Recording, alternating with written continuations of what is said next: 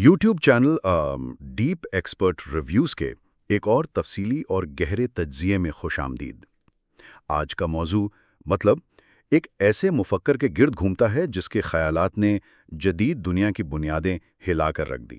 جی، اور ہم Patrick waste کی بہت ہی چشم کشا کتاب get over yourself, Nietzsche for our times کی گہرائیوں میں اترنے والے ہیں۔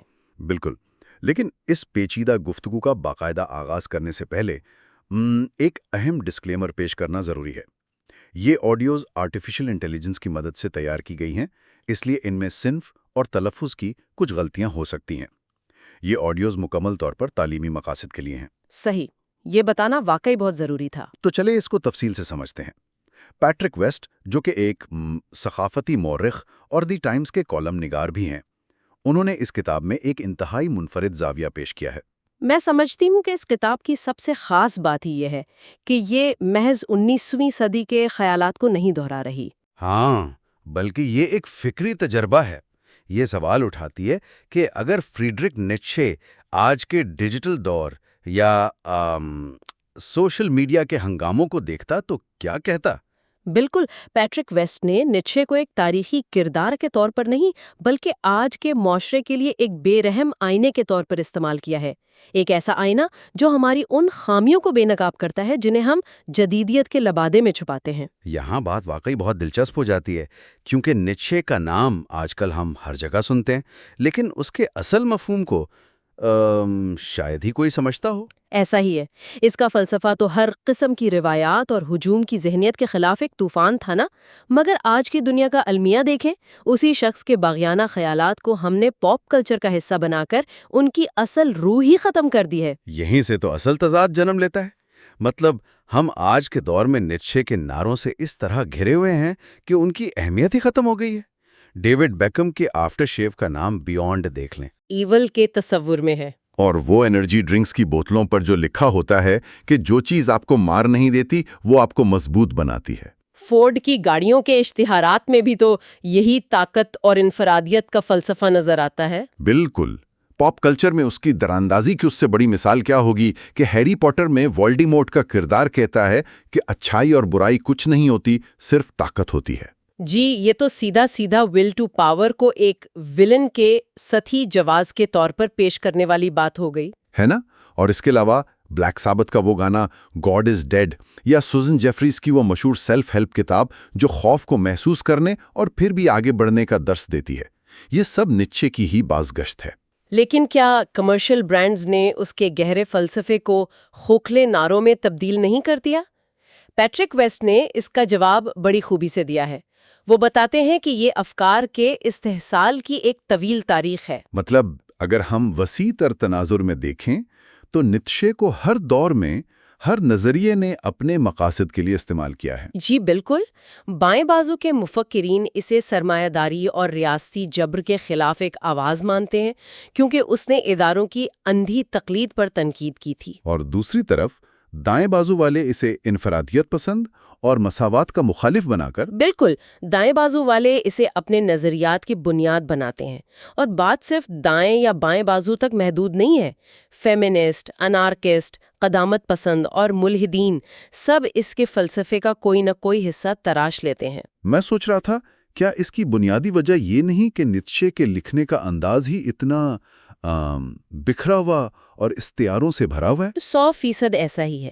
اس کے شاعرانہ تحریریں ہر کسی کو اپنی مرضی کا مطلب نکالنے کی کھلی چھوٹ دیتی ہیں۔ کو سباق سے ہٹ کر دیکھتے ہیں، لیکن یہاں ایک اور بات واقعی بہت حیران کن ہے۔ جب ہم اس شخص کی ذاتی زندگی اور اس کے نظریات کے درمیان موجود خلیج کو دیکھتے ہیں، وہ ایک افسانوی کردار کے پیچھے چھپا اصل انسان، صحیح؟ بالکل، عام طور پر ذہن میں یہی خاکہ ابھرتا ہے نا کہ غصے سے بھرا بڑی مونچھوں والا شخص جو سپرمین اور طاقت کی باتیں کرتا ہے وہ ذاتی زندگی میں بھی کوئی خطرناک انسان ہوگا۔ مگر حقیقت اس کے بالکل برعکس تھی۔ تاریخ کی یہ ستم ظریفی انسان کو سوچنے پر مجبور کر دیتی ہے۔ جس شخص نے اپنی تمام تر توانائیاں، طاقت اور سخت دلی کی وکالت میں صرف کیں، وہ حقیقت میں ایک انتہائی نرم خو، شائستہ اور جسمانی طور پر بے حد کمزور انسان تھا۔ مطلب 1844 میں پیدائش ہوئی، بچپن میں ہی والد کا انتقال ہو گیا اور عورتوں کے درمیان پرورش ہوئی۔ جی، اور اس کی ذہنی قابلیت کا اندازہ آپ اس سے لگائیں کہ محض 24 سال کی عمر میں وہ بازل یونیورسٹی میں پروفیسر بن گیا۔ 24 سال کی عمر میں؟ یہ تو تعلیمی دنیا میں بہت غیر معمولی بات ہے۔ بہت غیر معمولی، مگر اس کی جسمانی صحت نے کبھی ساتھ نہیں دیا۔ وہ مسلسل شدید مائیگرین، معدے کی تکلیف اور بینائی کی اس حد تک کمزوری کا شکار تھا کہ اس کے لیے پڑھنا لکھنا ناممکن ہو گیا تھا۔ اور اسی بیماری کی وجہ سے اسے ریٹائرمنٹ لینی پڑی۔ بالکل، جب وہ بینائی اور سر درد کی وجہ سے کمرے میں بند نہیں رہ سکتا تھا تو اس نے سوئس ایلپس کے سرد پہاڑوں کا رخ کیا۔ روزانہ 6 سے 8 گھنٹے چہل قدمی کرتا تھا، ہے نا؟ جی، اور اسی کٹھن مسافت کے دوران اس کے ذہن میں جو خیالات آتے وہ انہیں چھوٹے چھوٹے اقوال یعنی ایفورزمز کی صورت میں لکھ لیتا۔ اس کی جسمانی معذوری نے ہی اس کے طرز تحریر کو ایک نئی شکل دی۔ تو اس کا مطلب ہے کہ جو شخص سب سے زیادہ سپرمین بننے اور سخت ہونے کی بات کر رہا تھا، وہ دراصل اپنی کمزوریوں سے لڑنے کے لیے خود کو حوصلہ دے رہا تھا۔ بالکل، ایک ایسا انسان جس کے لیے صبح بستر سے اٹھنا ہی ایک اذیتناک جدوجہد ہو، اسی کے قلم سے یہ الفاظ نکلتے ہیں کہ زندگی ایک جدوجہد ہے اور اسے قبول کرنا چاہیے۔ یہ تو اس نے اپنی ذات سے وہ گفتگو کی جس کے ذریعے وہ خود کو زندہ رہنے کا حوصلہ دیتا تھا۔ جی، اس نے بیماریوں کے آگے ہتھیار ڈالنے کے بجائے خود کو ذہنی طور پر مضبوط کرنے کا راستہ چنا۔ لیکن دیکھیں تو اس سب کا مطلب کیا ہے؟ آج کے دور میں نیچے ہمیں کیا سکھانا چاہتا ہے؟ اور خاص طور پر اس کا وہ نظریہ کہ خدا مر چکا ہے، یہ کیا تھا؟ یہ کوئی عام ملحدانہ نعرہ نہیں تھا، یہ 19ویں صدی کے یورپ کے لیے ایک بہت بڑا انتباہ تھا کہ اگر تم نے مذہب کو چھوڑ دیا ہے تو اب تمہیں اپنے لیے نئے اور مضبوط اخلاقی اصول خود بنانے ہوں گے، ورنہ معاشرہ تباہی کی طرف یا نیہلزم کی طرف چلا جائے گا۔ جی ہاں، بالکل۔ اگر ہم نے نئے اصول وضع نہ کیے تو زندگی مکمل طور پر بے معنی ہو جائے گی، اور اسی لیے اس نے عیسائیت اور سوشلزم پر سخت تنقید کی۔ ہاں، کتاب میں اس بات کا ذکر ہے کہ اس نے اسے غلاموں کی اخلاقیات کا نام دیا، قرار دے دیا گیا ہے۔ اور پیٹرک ویس کی کتاب کا سب سے طاقتور حصہ وہ ہے جہاں وہ اس بات کو آج کے کینسل کلچر اور متاثرین کی ذہنیت یعنی وکٹم ہوڈ کے ساتھ جڑتے ہیں۔ بالکل، آج لوگ اپنی مظلومیت کو ایک تمغے کے طور پر پہنتے ہیں۔ نیچے کا پیغام آج کے لیے صاف ہے کہ حسد مت کرو۔ امیروں یا کامیاب لوگوں سے حسد کرنے کے بجائے ان سے بہتر بن کر دکھاؤ۔ مطلب خود پر ترس کھانا اور دوسروں کی توجہ حاصل کرنے کے لیے رونا بند کرو، جسے انگریزی میں کہتے ہیں گیٹ اوور یور سیلف۔ یہی اس کتاب کا عنوان بھی ہے۔ اپنی حالت زار پر ہمدردی بٹورنا شدید کمزوری کی نشانی ہے۔ تو پھر یہ سپرمین کا تصور کیا ہے؟ کیا یہ کوئی ہالی ووڈ ہیرو ہے جو سب پر غالبہ پالے گا؟ ہرگز نہیں۔ سپرمین وہ انسان ہے جو ہر روز اپنے آپ سے جنگ کر کے اپنا ایک بہتر اور مضبوط ورژن تخلیق کرتا ہے، جس کی سب سے بڑی جنگ اپنے اندر چھپے خوف، تعصبات اور فرسودہ روایات سے ہے۔ جو ہجوم کی ذہنیت سے آزاد ہو کر اپنے اخلاقی اصول خود بناتا ہے۔ بالکل، یہ ایک مسلسل ارتقائی عمل کا نام ہے۔ لیکن اس فکری بلندی کے سفر کا انجام کتنا اندوناک تھا۔ مجھے تو جنوری 1899 کا وہ واقعہ پڑھ کر بہت دکھ ہوا۔ ٹیورن والا واقعہ، ہاں، وہ اس کی زندگی کا سب سے المناک باب ہے۔ جب اس نے گھوڑے کو کوڑے کھاتے دیکھا اور وہ روتا ہوا اس کے گلے لگ گیا۔ اور اس کے بعد اس کا ذہنی توازن کبھی واپس نہیں آیا۔ وہ ایک طرح کی جذباتی شکست تھی۔ مگر ماہرین بتاتے ہیں کہ اس واقعے کے بعد جو کچھ اس کے کام کے ساتھ ہوا وہ اس سے بھی بڑا المیہ ہے۔ اس کی ایک نامکمل کتاب تھی نا، دی ول ٹو پاور۔ جی، جب وہ ذہنی طور پر مفلوج ہو چکا تھا تو اس کے کچھ غیر مطبوعہ نوٹس رہ گئے تھے۔ اس کی بہن الزبتھ، جو ایک کٹر قوم پرست اور سخت یہود مخالف تھی، اس نے ان نوٹس کو اپنی مرضی سے ایڈٹ کیا۔ یہ تو واقعی تاریخ کا ایک ظالمانہ مذاق ہے۔ اس نے نیچے کے خیالات کو مسخ کر کے نازی نظریات کے مطابق ڈھال دیا۔ جس شخص نے ساری زندگی جرمن قوم پرستی اور یہود دشمنی سے نفرت کی، اسی کو پہلی اور دوسری جنگ عظیم کی تباہیوں کا اور ہٹلر کی ذہنیت کا ذمہ دار ٹھہرایا گیا۔ میں پڑھ رہا تھا کہ پہلی جنگ عظیم کے دوران لاکھوں جرمن فوجی اس کی کتاب دی اسپوک زارتھسٹرا اپنے بیگز میں رکھ کر جنگ لڑنے گئے تھے۔ جی بالکل، یہ ایک مفکر کے ساتھ بدترین ناانصافی تھی۔ کئی دہائیوں تک نیچے کا نام لینا بھی فاشزم کی حمایت سمجھا جاتا تھا۔ پھر 1960 کی دہائی میں جا کر حالات بدلے ہیں نا؟ ہاں، والٹر کافمین اور مشیل فوکو جیسے مفکرین نے نیچے کے اصل کام کا دوبارہ مطالعہ کیا اور دنیا کو بتایا کہ اس کا اصل پیغام ان تمام الزامات سے کوسوں دور تھا۔ تو آج کے اس تفصیلی جائزے کے اگر ہم اہم نکات کو دہرائیں تو بات یہیں آ کر رکتی ہے کہ زندگی ایک جد و جہد ہے اور یہی اس کی خوبصورتی ہے۔ بالکل، ہمیں کٹر عقائد اور نظریات کا قیدی بننے کے بجائے مسلسل خود کو بہتر بنانا چاہیے اور اپنی ذات کے خول سے باہر نکلنا چاہیے۔ جی واقعی، گیٹ اوور یور سیلف۔ تو آج کی گفتگو کو سمیٹتے ہوئے ہم سننے والوں کے لیے ایک نیا اور گہرا سوال چھوڑے جاتے ہیں۔ پیٹرک ویسٹ کی اس کتاب کو مد نظر رکھتے ہوئے ذرا سوچئے گا کہ اگر نیچے آج کے سوشل میڈیا کے دور میں زندہ ہوتا، جہاں ہم مسلسل دوسروں کی لائکس اور منظوری کے محتاج ہیں، تو کیا وہ اسے انسانیت کا سب سے بڑا ہجوم کا کلچر یعنی ہرڈ مینٹالٹی قرار دیتا؟ یا وہ اسے ایک نیا پہاڑ سمجھتا جسے عبور کر کے ہمیں اپنے اندر کا سپر مین تلاش کرنا ہے؟ اس پر ضرور سوچئے گا۔ ہم اگلے حصے میں اگلا باب جاری رکھیں گے۔ ہماری اس تفصیلی فکری نشست میں خوش آمدید۔ مطلب جیسا کہ پچھلی نشستوں میں زیر بحث آ چکا ہے، یہ گفتگو ہماری جاری فکری سیریز کا ایک تسلسل ہے۔ بالکل۔ پچھلے مباحثوں میں ہم نے انسانی تاریخ اور افکار کے کئی اہم پہلوؤں کا جائزہ لیا تھا، اور آج ہم اسی سفر کو آگے بڑھاتے ہوئے جدید معاشرے اور کلاسک فلسفے کے ایک نئے اور انتہائی اہم باب میں داخل ہو رہے ہیں۔ جی، اور آج کا موضوع واقعی بہت گہرا اور بروقت ہے۔ بالکل۔ آج کی اس نشست کا مقصد دراصل یہ جاننا ہے کہ 19ویں صدی کے مشہور اور ظاہر ہے کچھ حد تک متنازع سمجھے جانے والے فلسفی فریڈرچ نیچے آج کے جدید دور کے دو سب سے بڑے رجحانات کو کس نظر سے دیکھتے۔ مطلب پہلا رجحان ہے شناختی سیاست یعنی آئیڈینٹی پالیٹکس، اور دوسرا ہے تھیراپی کلچر اور ہر قیمت پر خوشی حاصل کرنے کی اندھی تلاش۔ تو چلیے اس بات کی تہیں کھولتے ہیں۔ یہاں جو سب سے دلچسپ بات ہے وہ یہ ہے کہ کیسے پرانے فلسفے، خاص طور پر نیچے کے افکار، آج کے ان جدید اور مقبول ترین خیالات کو مکمل طور پر چیلنج کرتے ہیں۔ دیکھیں، موجودہ دور کو بجا طور پر شناختی سیاست کا دور کہا جاتا ہے۔ بالکل، ایک ایسا دور جہاں شناخت کا جشن منایا جاتا ہے۔ جی، اور اس کے غیر مشروط احترام کا مطالبہ کیا جاتا ہے۔ لیکن جب ہم ان جدید تصورات کو نیچے کی عینک سے دیکھتے ہیں تو ایک بالکل مختلف اور سچ کہا جائے تو ایک بہت ہی حیران کن تصویر ابھر کر سامنے آتی ہے۔ یہ وہ تصویر ہے جو موجودہ معاشرتی عقائد کی بنیادوں پر نظر ثانی کرنے پر مجبور کر دیتی ہے۔ اچھا، اگر ہم جدید دور میں شناخت کے اس جنون کی بات کریں نا، تو ہمارے ذرائع حیران انگیز حقائق پیش کرتے ہیں۔ لوگ اپنی ایک منفرد پہچان بنانے کے لیے کس حد تک جا رہے ہیں، اس کی کئی مثالیں ہیں۔ جیسے سرکاری مردم شماری کے فارمز پر ہزاروں لوگ مذاق میں یا شاید کسی گہری نفسیاتی تسکین کے لیے جیڈائی کو بطور مذہب لکھوا رہے ہیں۔ وہی جیڈائی جو سٹار وارز فلموں کا تصوراتی جنگجو گروہ ہے۔ جی بالکل وہی۔ اور بات صرف یہاں تک محدود نہیں ہے۔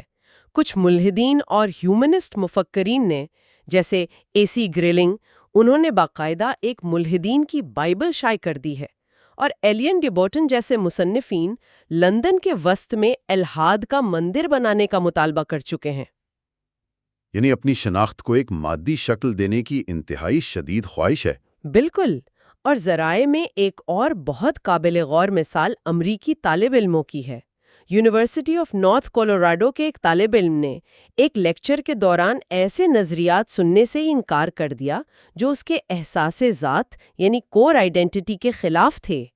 آج کل اس تصور کو سیف سپیسز یا محفوظ مقامات کا نام دیا جاتا ہے۔ ہاں، جہاں کوئی ایسی بات نہ کہی جائے جو کسی کی بنی بنائی شناخت کو چیلنج کریں۔ صحیح، اور ظاہری طور پر تو یہ سب بہت ترقی پسند اور آزادی بخش محسوس ہوتا ہے۔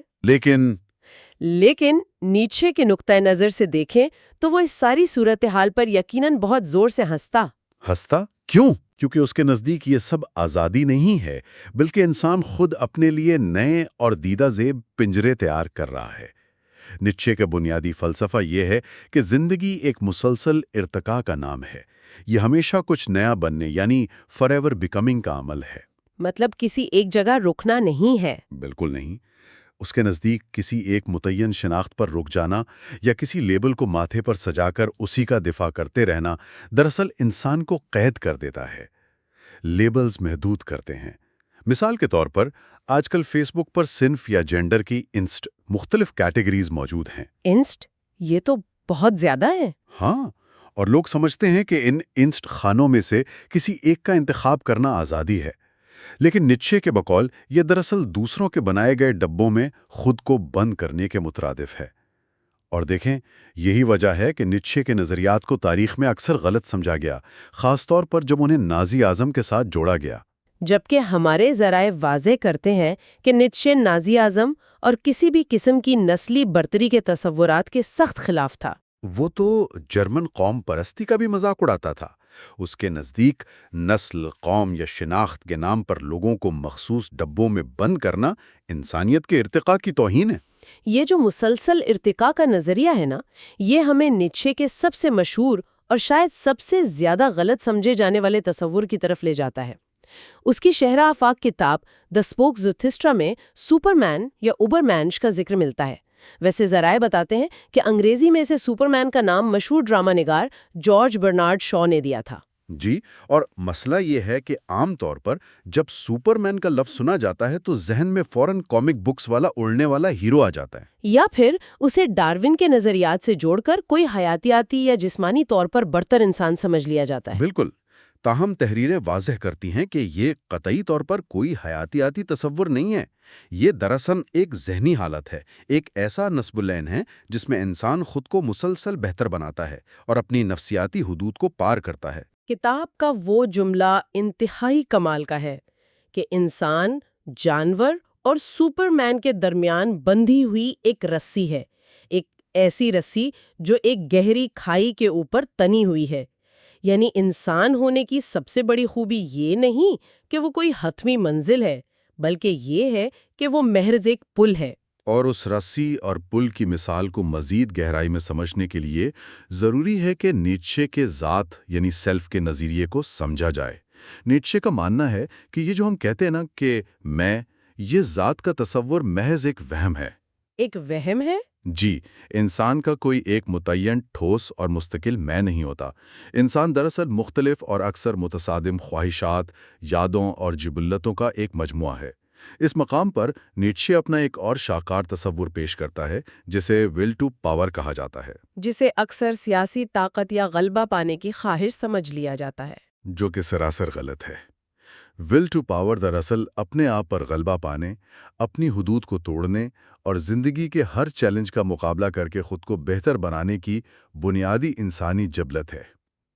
اس لیے جب آج کل کہا جاتا ہے کہ میں خود کو تلاش کر رہا ہوں یا میں اپنی اصلی ذات ڈھونڈ رہا ہوں، تو نیچے کے نزدیک یہ انتہائی بے وقوفی کی بات ہے۔ کیونکہ ڈھونڈنے کے لیے اندر کوئی چھپی ہوئی پہلے سے بنی بنائی اصلی ذات موجود ہی نہیں ہے۔ بالکل۔ وہ کہتا ہے کہ اپنے آپ کو مراقبے یا خاموش مشاہدے سے نہیں بلکہ عمل سے پہچانو۔ اس کی بہترین جدید مثال مشہور برانڈ نائکی کا نعرہ ہے جسٹ ڈو اٹ، یعنی کچھ کر گزرو اور اپنے اعمال کی بھٹی میں روزانہ خود کو نیا تخلیق کرو۔ اچھا، ذرائع میں ایک بہت ہی دلچسپ اور غیر جانبدارانہ بحث چھیڑی گئی ہے جو اس نظریے کو آج کے انتہائی حساس مسائل پر لاگو کرتی ہے۔ مصنف کسی ایک فریق کی حمایت کرنے کے بجائے کیٹلن جینر کی مثال دیتے ہوئے تجزیہ کرتے ہیں۔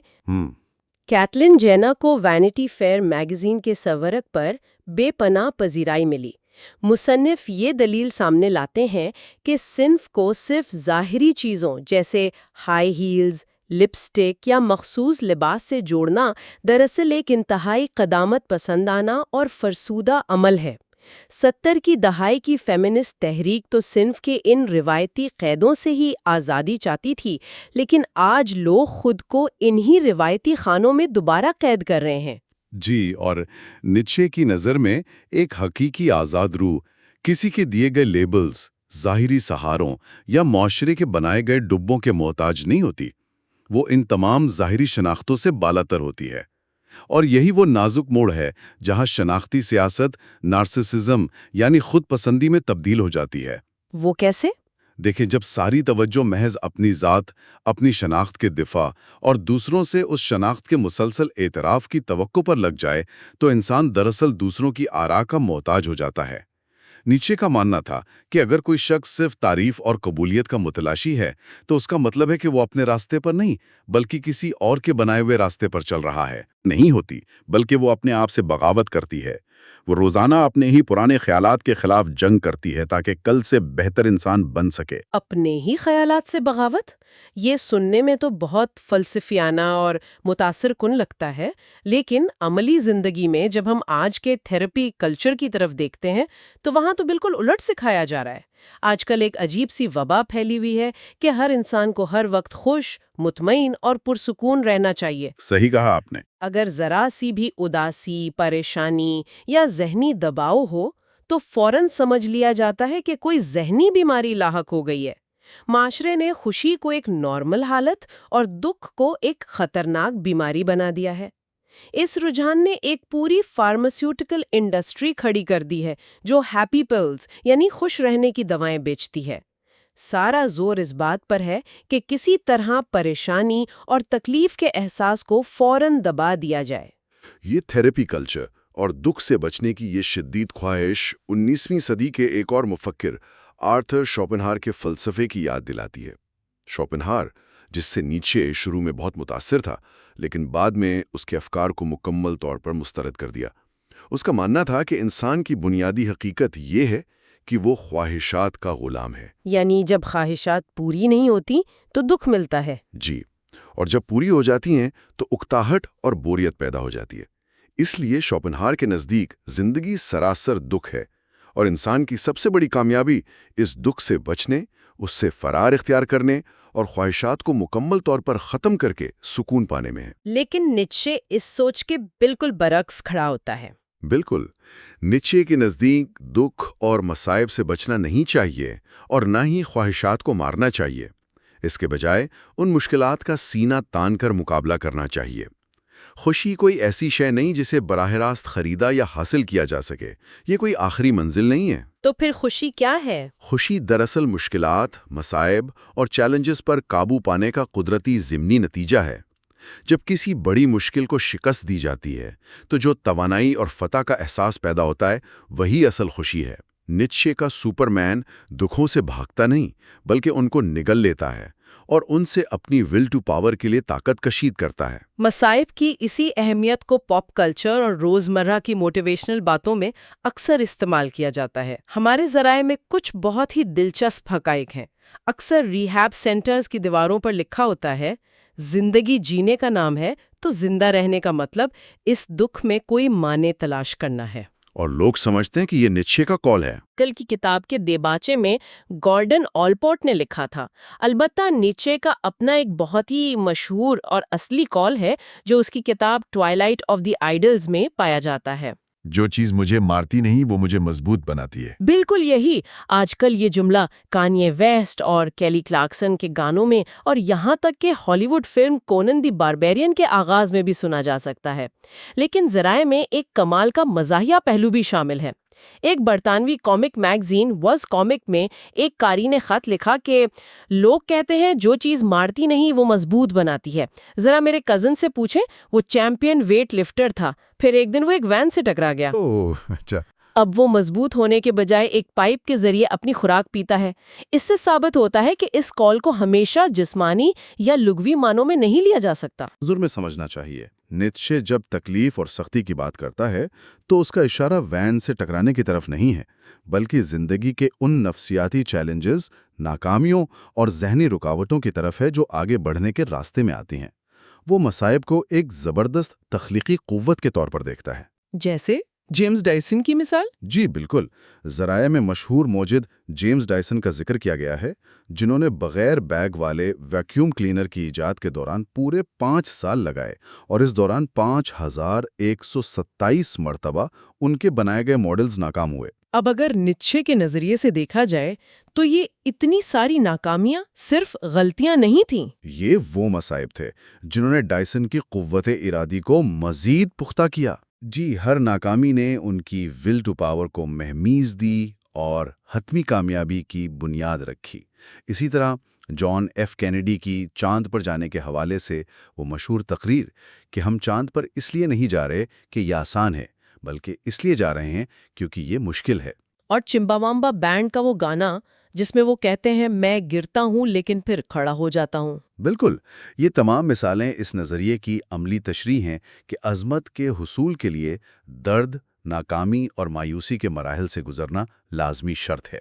مصائب کے بغیر کوئی بھی عظیم تخلیق ممکن نہیں۔ اور اس بات کو مزید گہرائی سے سمجھانے کے لیے نیٹشے نے درخت کی کیا خوبصورت اور طاقتور مثال دی ہے۔ وہ پوچھتا ہے کہ کیا ایک درخت جو بہت بلند اور مضبوط ہونا چاہتا ہے وہ خراب موسم، تیز ہواؤں اور طوفانوں کے بغیر ایسا بن سکتا ہے؟ بالکل نہیں۔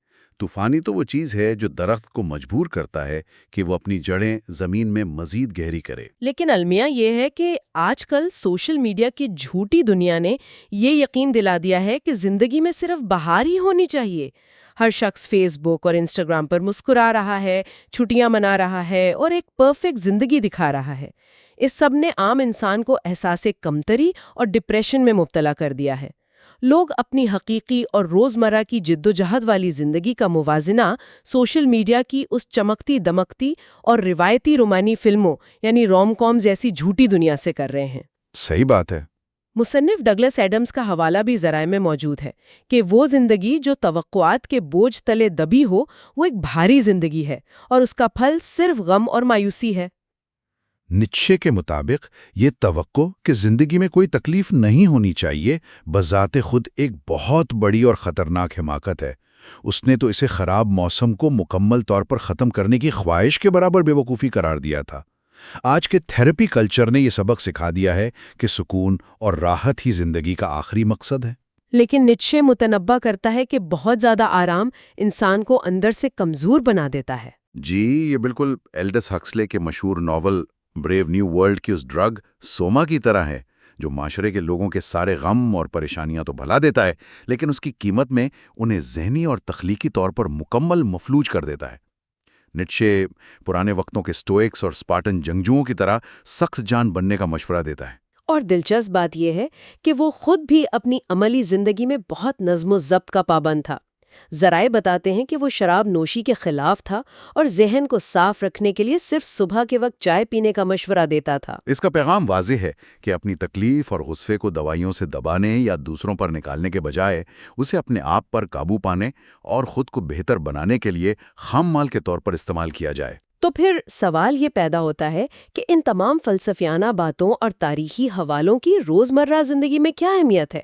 اگر غور کیا جائے تو ہر شخص کسی نہ کسی مقام پر ذہنی دباؤ، پریشانی یا فرسٹریشن کا شکار ہوتا ہے۔ بالکل ہوتا ہے۔ اکثر سوچا جاتا ہے کہ یہ میرے ساتھ ہی کیوں ہو رہا ہے یا مجھ میں ہی کوئی خرابی ہے، لیکن نیٹشے کے فلسفے کی روشنی میں شاید وہ تمام پریشانیاں اور وہ ذہنی دباؤ جسے آج کل ایک بیماری سمجھ کر چھپانے کی کوشش کی جاتی ہے یا دوائیوں سے دبانے کی ترغیب دی جاتی ہے، دراصل وہ کوئی بیماری ہے ہی نہیں، بلکہ وہ تو زندگی کا ایندھن ہے۔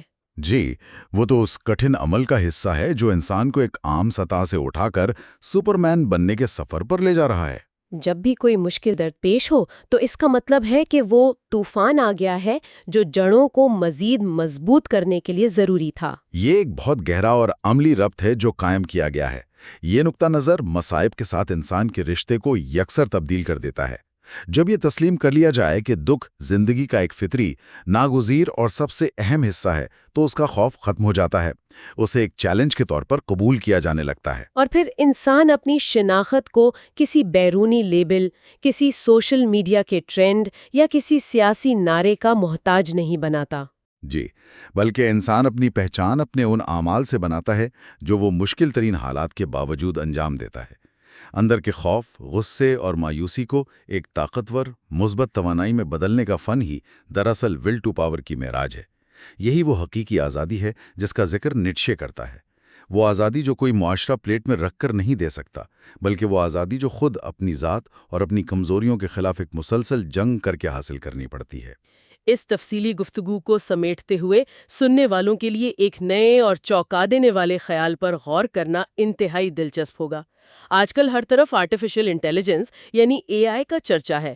اگر نیٹشے آج زندہ ہوتا تو سوچنے کی بات ہے کہ وہ اس ٹیکنالوجی کو کس نظر سے دیکھتا۔ یہ واقعی ایک زبردست اور گہرا سوال ہے۔ کیا وہ آرٹیفیشل انٹیلیجنس کو انسان کے ہاتھ میں وہ آخری اور سب سے طاقتور اوزار سمجھتا جو اسے معمولی کاموں سے آزاد کر کے اپنا سپر مین تلاش کرنے کا موقع دے گا؟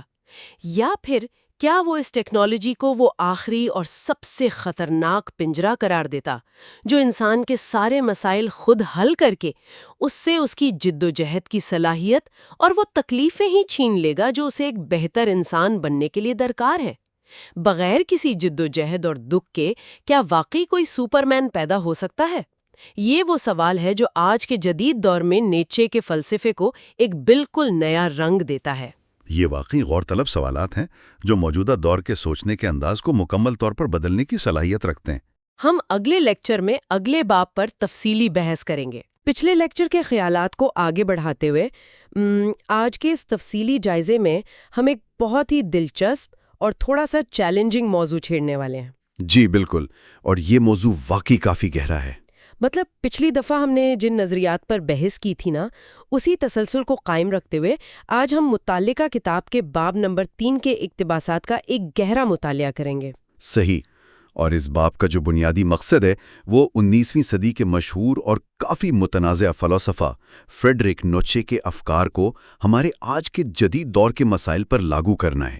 ذرا تصور کریں ایک ایسا فلسفر جو 19ویں صدی میں بیٹھ کر دنیا کو دیکھ رہا تھا، وہ آج کے اس دور کو کیسے پرکھتا جہاں ہر طرف معلومات کی بھرمار ہے لیکن ساتھ ہی لوگ نظریاتی اور جذباتی طور پر حد سے زیادہ حساس ہو چکے ہیں۔ یہ ایک بہت زبردست زاویہ ہے۔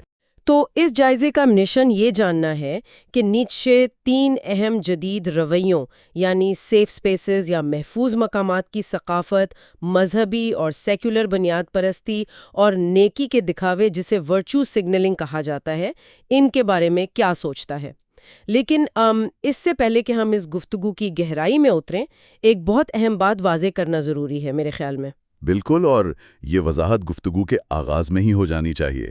دیکھیں، آج کے اس تفصیلی جائزے میں جن ذرائع پر ہم بات کر رہے ہیں ان میں کچھ انتہائی حساس سیاسی، سماجی اور مذہبی نظریات کا ذکر موجود ہے۔ جی، جیسے اسلام اور عیسائیت کا ذکر۔ جی ہاں، اور اس کے ساتھ ساتھ لیفٹ اور رائٹ ونگ کی سیاست اور بریگزٹ جیسے موضوعات بھی شامل ہیں۔ تو سننے والوں کے لیے یہ جاننا بہت اہم ہے کہ اس گفتگو میں ہم نہ تو کسی مخصوص سیاسی دھڑے کی حمایت کر رہے ہیں، نہ لیفٹ یا رائٹ ونگ کا ساتھ دے رہے ہیں، صحیح، اور نہ ہی کسی مذہب یا نظریے کی توثیق کر رہے ہیں۔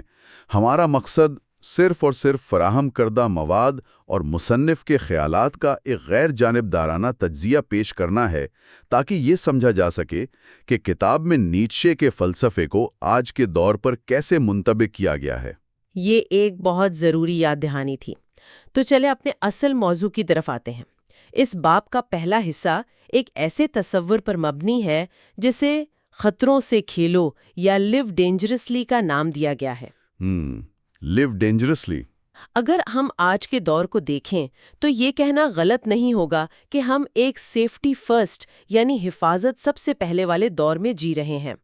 تعلیمی اداروں اور یونیورسٹیوں میں سیف سپیسز کی اصطلاح روزمرہ کا حصہ بن چکی ہے۔ اور صرف یہی نہیں، کتابوں اور مضامین پر ٹریگر وارننگز لگائی جاتی ہیں تاکہ پڑھنے والوں کے جذبات کو کوئی ٹھیس نہ پہنچے۔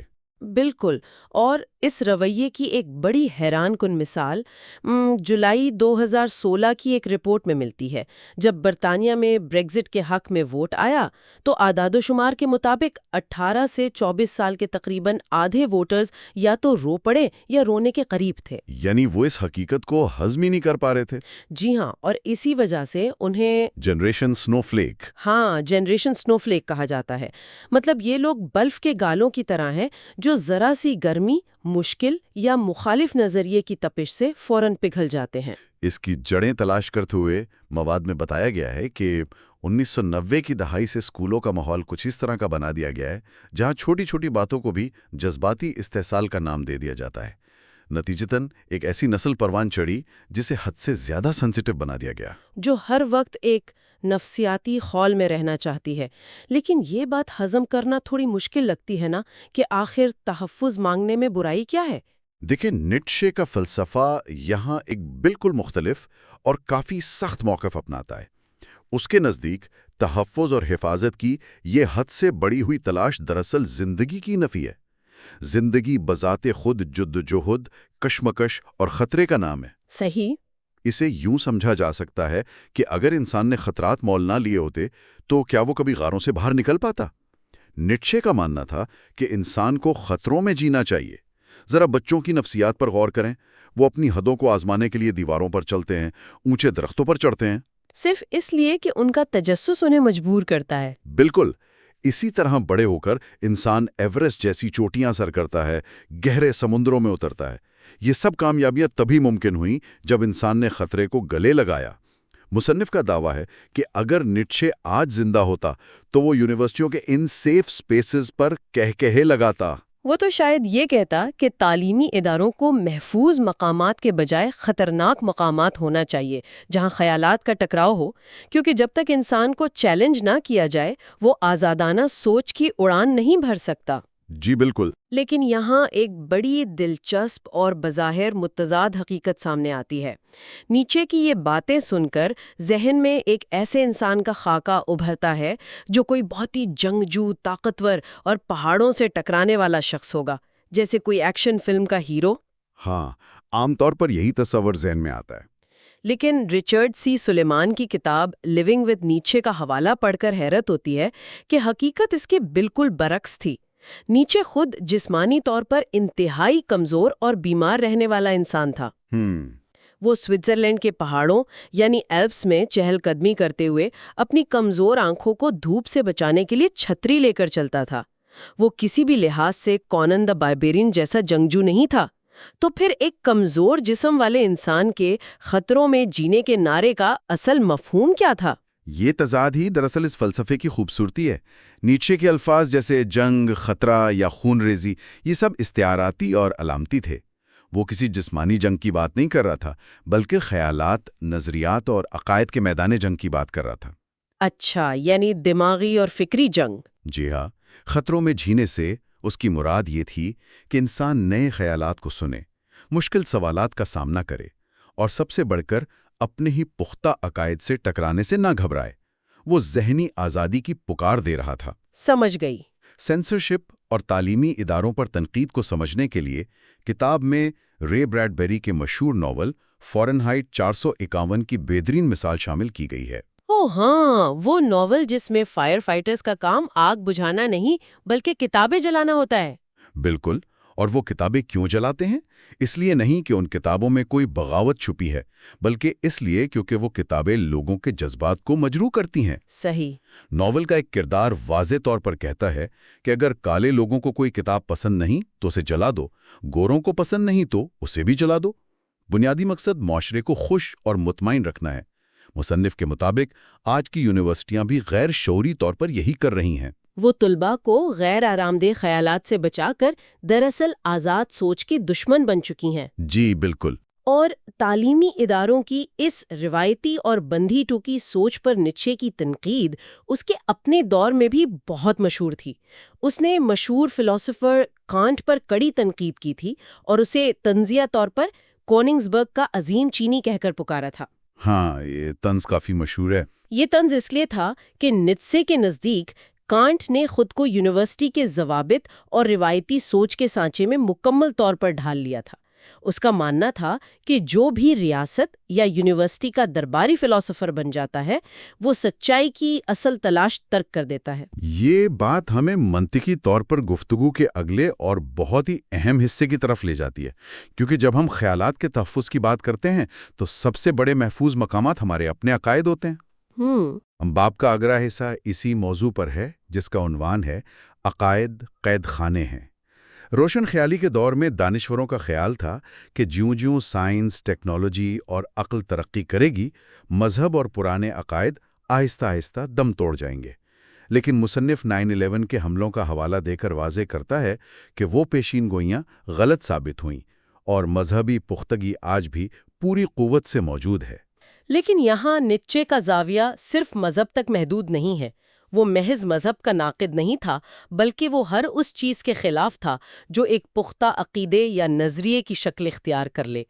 اس کا یہ جملہ کہ عقائد جھوٹ سے زیادہ خطرناک دشمن ہوتے ہیں واقعی ذہن کو جھنجھوڑ کر رکھ دیتا ہے۔ وہ پختہ یقین کو ایک قید خانہ قرار دیتا ہے۔ جی بالکل۔ کتاب میں عیسائیت اور اسلام کا حوالہ دیتے ہوئے بتایا گیا ہے کہ نیچے ان مذاہب کے اخلاقی نظام کو کمزوروں کی بقا کے لیے ایک دفاعی حکمت عملی سمجھتا تھا۔ ورث دلیل کے مطابق گناہ کا تصور اس لیے وضع کیا گیا تاکہ قبیلے کے طاقتور، آزاد خیال یا باغی افراد کو نفسیاتی طور پر سزا دے کر قابو میں رکھا جا سکیں اور کمزور لوگ ایک ریوڑ کی طرح مل کر خود کو محفوظ رکھ سکیں۔ یہ ایک طرح سے موجودہ زندگی کی قیمت پر موت کے بعد کی زندگی کا سودا کرنے والی بات ہے۔ اس تصور کو مزید گہرائی میں سمجھنے کے لیے ہمیں 19ویں صدی کے ایک اور بڑے نام چارلز ڈارون اور نیچے کے نظریات کا موازنہ کرنا ہوگا۔ ان دونوں میں ایک بہت بنیادی فرق تھا۔ جی، اور وہ فرق سمجھنا بہت ضروری ہے۔ ڈارون کا نظریہ ارتقاء بنیادی طور پر انواع کی بقا کی بات کرتا ہے۔ اس کو اگر ہم ایک سادہ مثال سے سمجھیں تو ڈارون کا نظریہ ایسے ہے جیسے ایک طالب علم جس کا مقصد صرف امتحان میں پاس ہونا ہے تاکہ وہ اگلی کلاس میں چلا جائے، یعنی نسل کسی طرح آگے بڑھتی رہے۔ لیکن نیچے اس محض زندہ رہنے کی سوچ سے متفق نہیں تھا، تو اس کا مطلب ہے کہ وہ انفرادی بہتری پر زور دے رہا تھا؟ 100%۔ نیچے کا جھکاؤ لامارک کے نظریات کی طرف زیادہ تھا، جس میں ارتقاء انفرادی کاوش کا نتیجہ ہوتا ہے۔ اسی مثال کو آگے بڑھائیں تو لامارک کا نظریہ ایسے ہے جیسے کوئی طالب علم صرف پاس نہیں ہونا چاہتا بلکہ سخت محنت کر کے کلاس میں ٹاپ کرنا چاہتا ہے اور خود کو مسلسل بہتر بنانا چاہتا ہے۔ زبردست مثال ہے۔ نیچے ریوڑ کی ذہنیت سے سخت چڑھتا تھا، اور یہی وجہ ہے کہ مصنف زور دے کر کہتا ہے کہ اگر نیچے 20ویں صدی میں ہوتا تو وہ نازی جرمنی اور ان کی اجتماعی نسل پرستی سے شدید نفرت کرتا، کیونکہ فاشزم دراصل اجتماعیت اور ریوڑ کی سوچ کا ہی عروج تھا۔ یہیں سے سیکولر بنیاد پرستی یا انتہا پسندی کا ایک بالکل نیا رخ سامنے آتا ہے۔ ہم نے اکثر روسی ناول نگار دستویفسکی کا وہ مشہور سوال سن رکھا ہے کہ اگر خدا نہیں ہے تو کیا سب کچھ جائز ہے؟ جی بالکل، بہت مشہور سوال ہے۔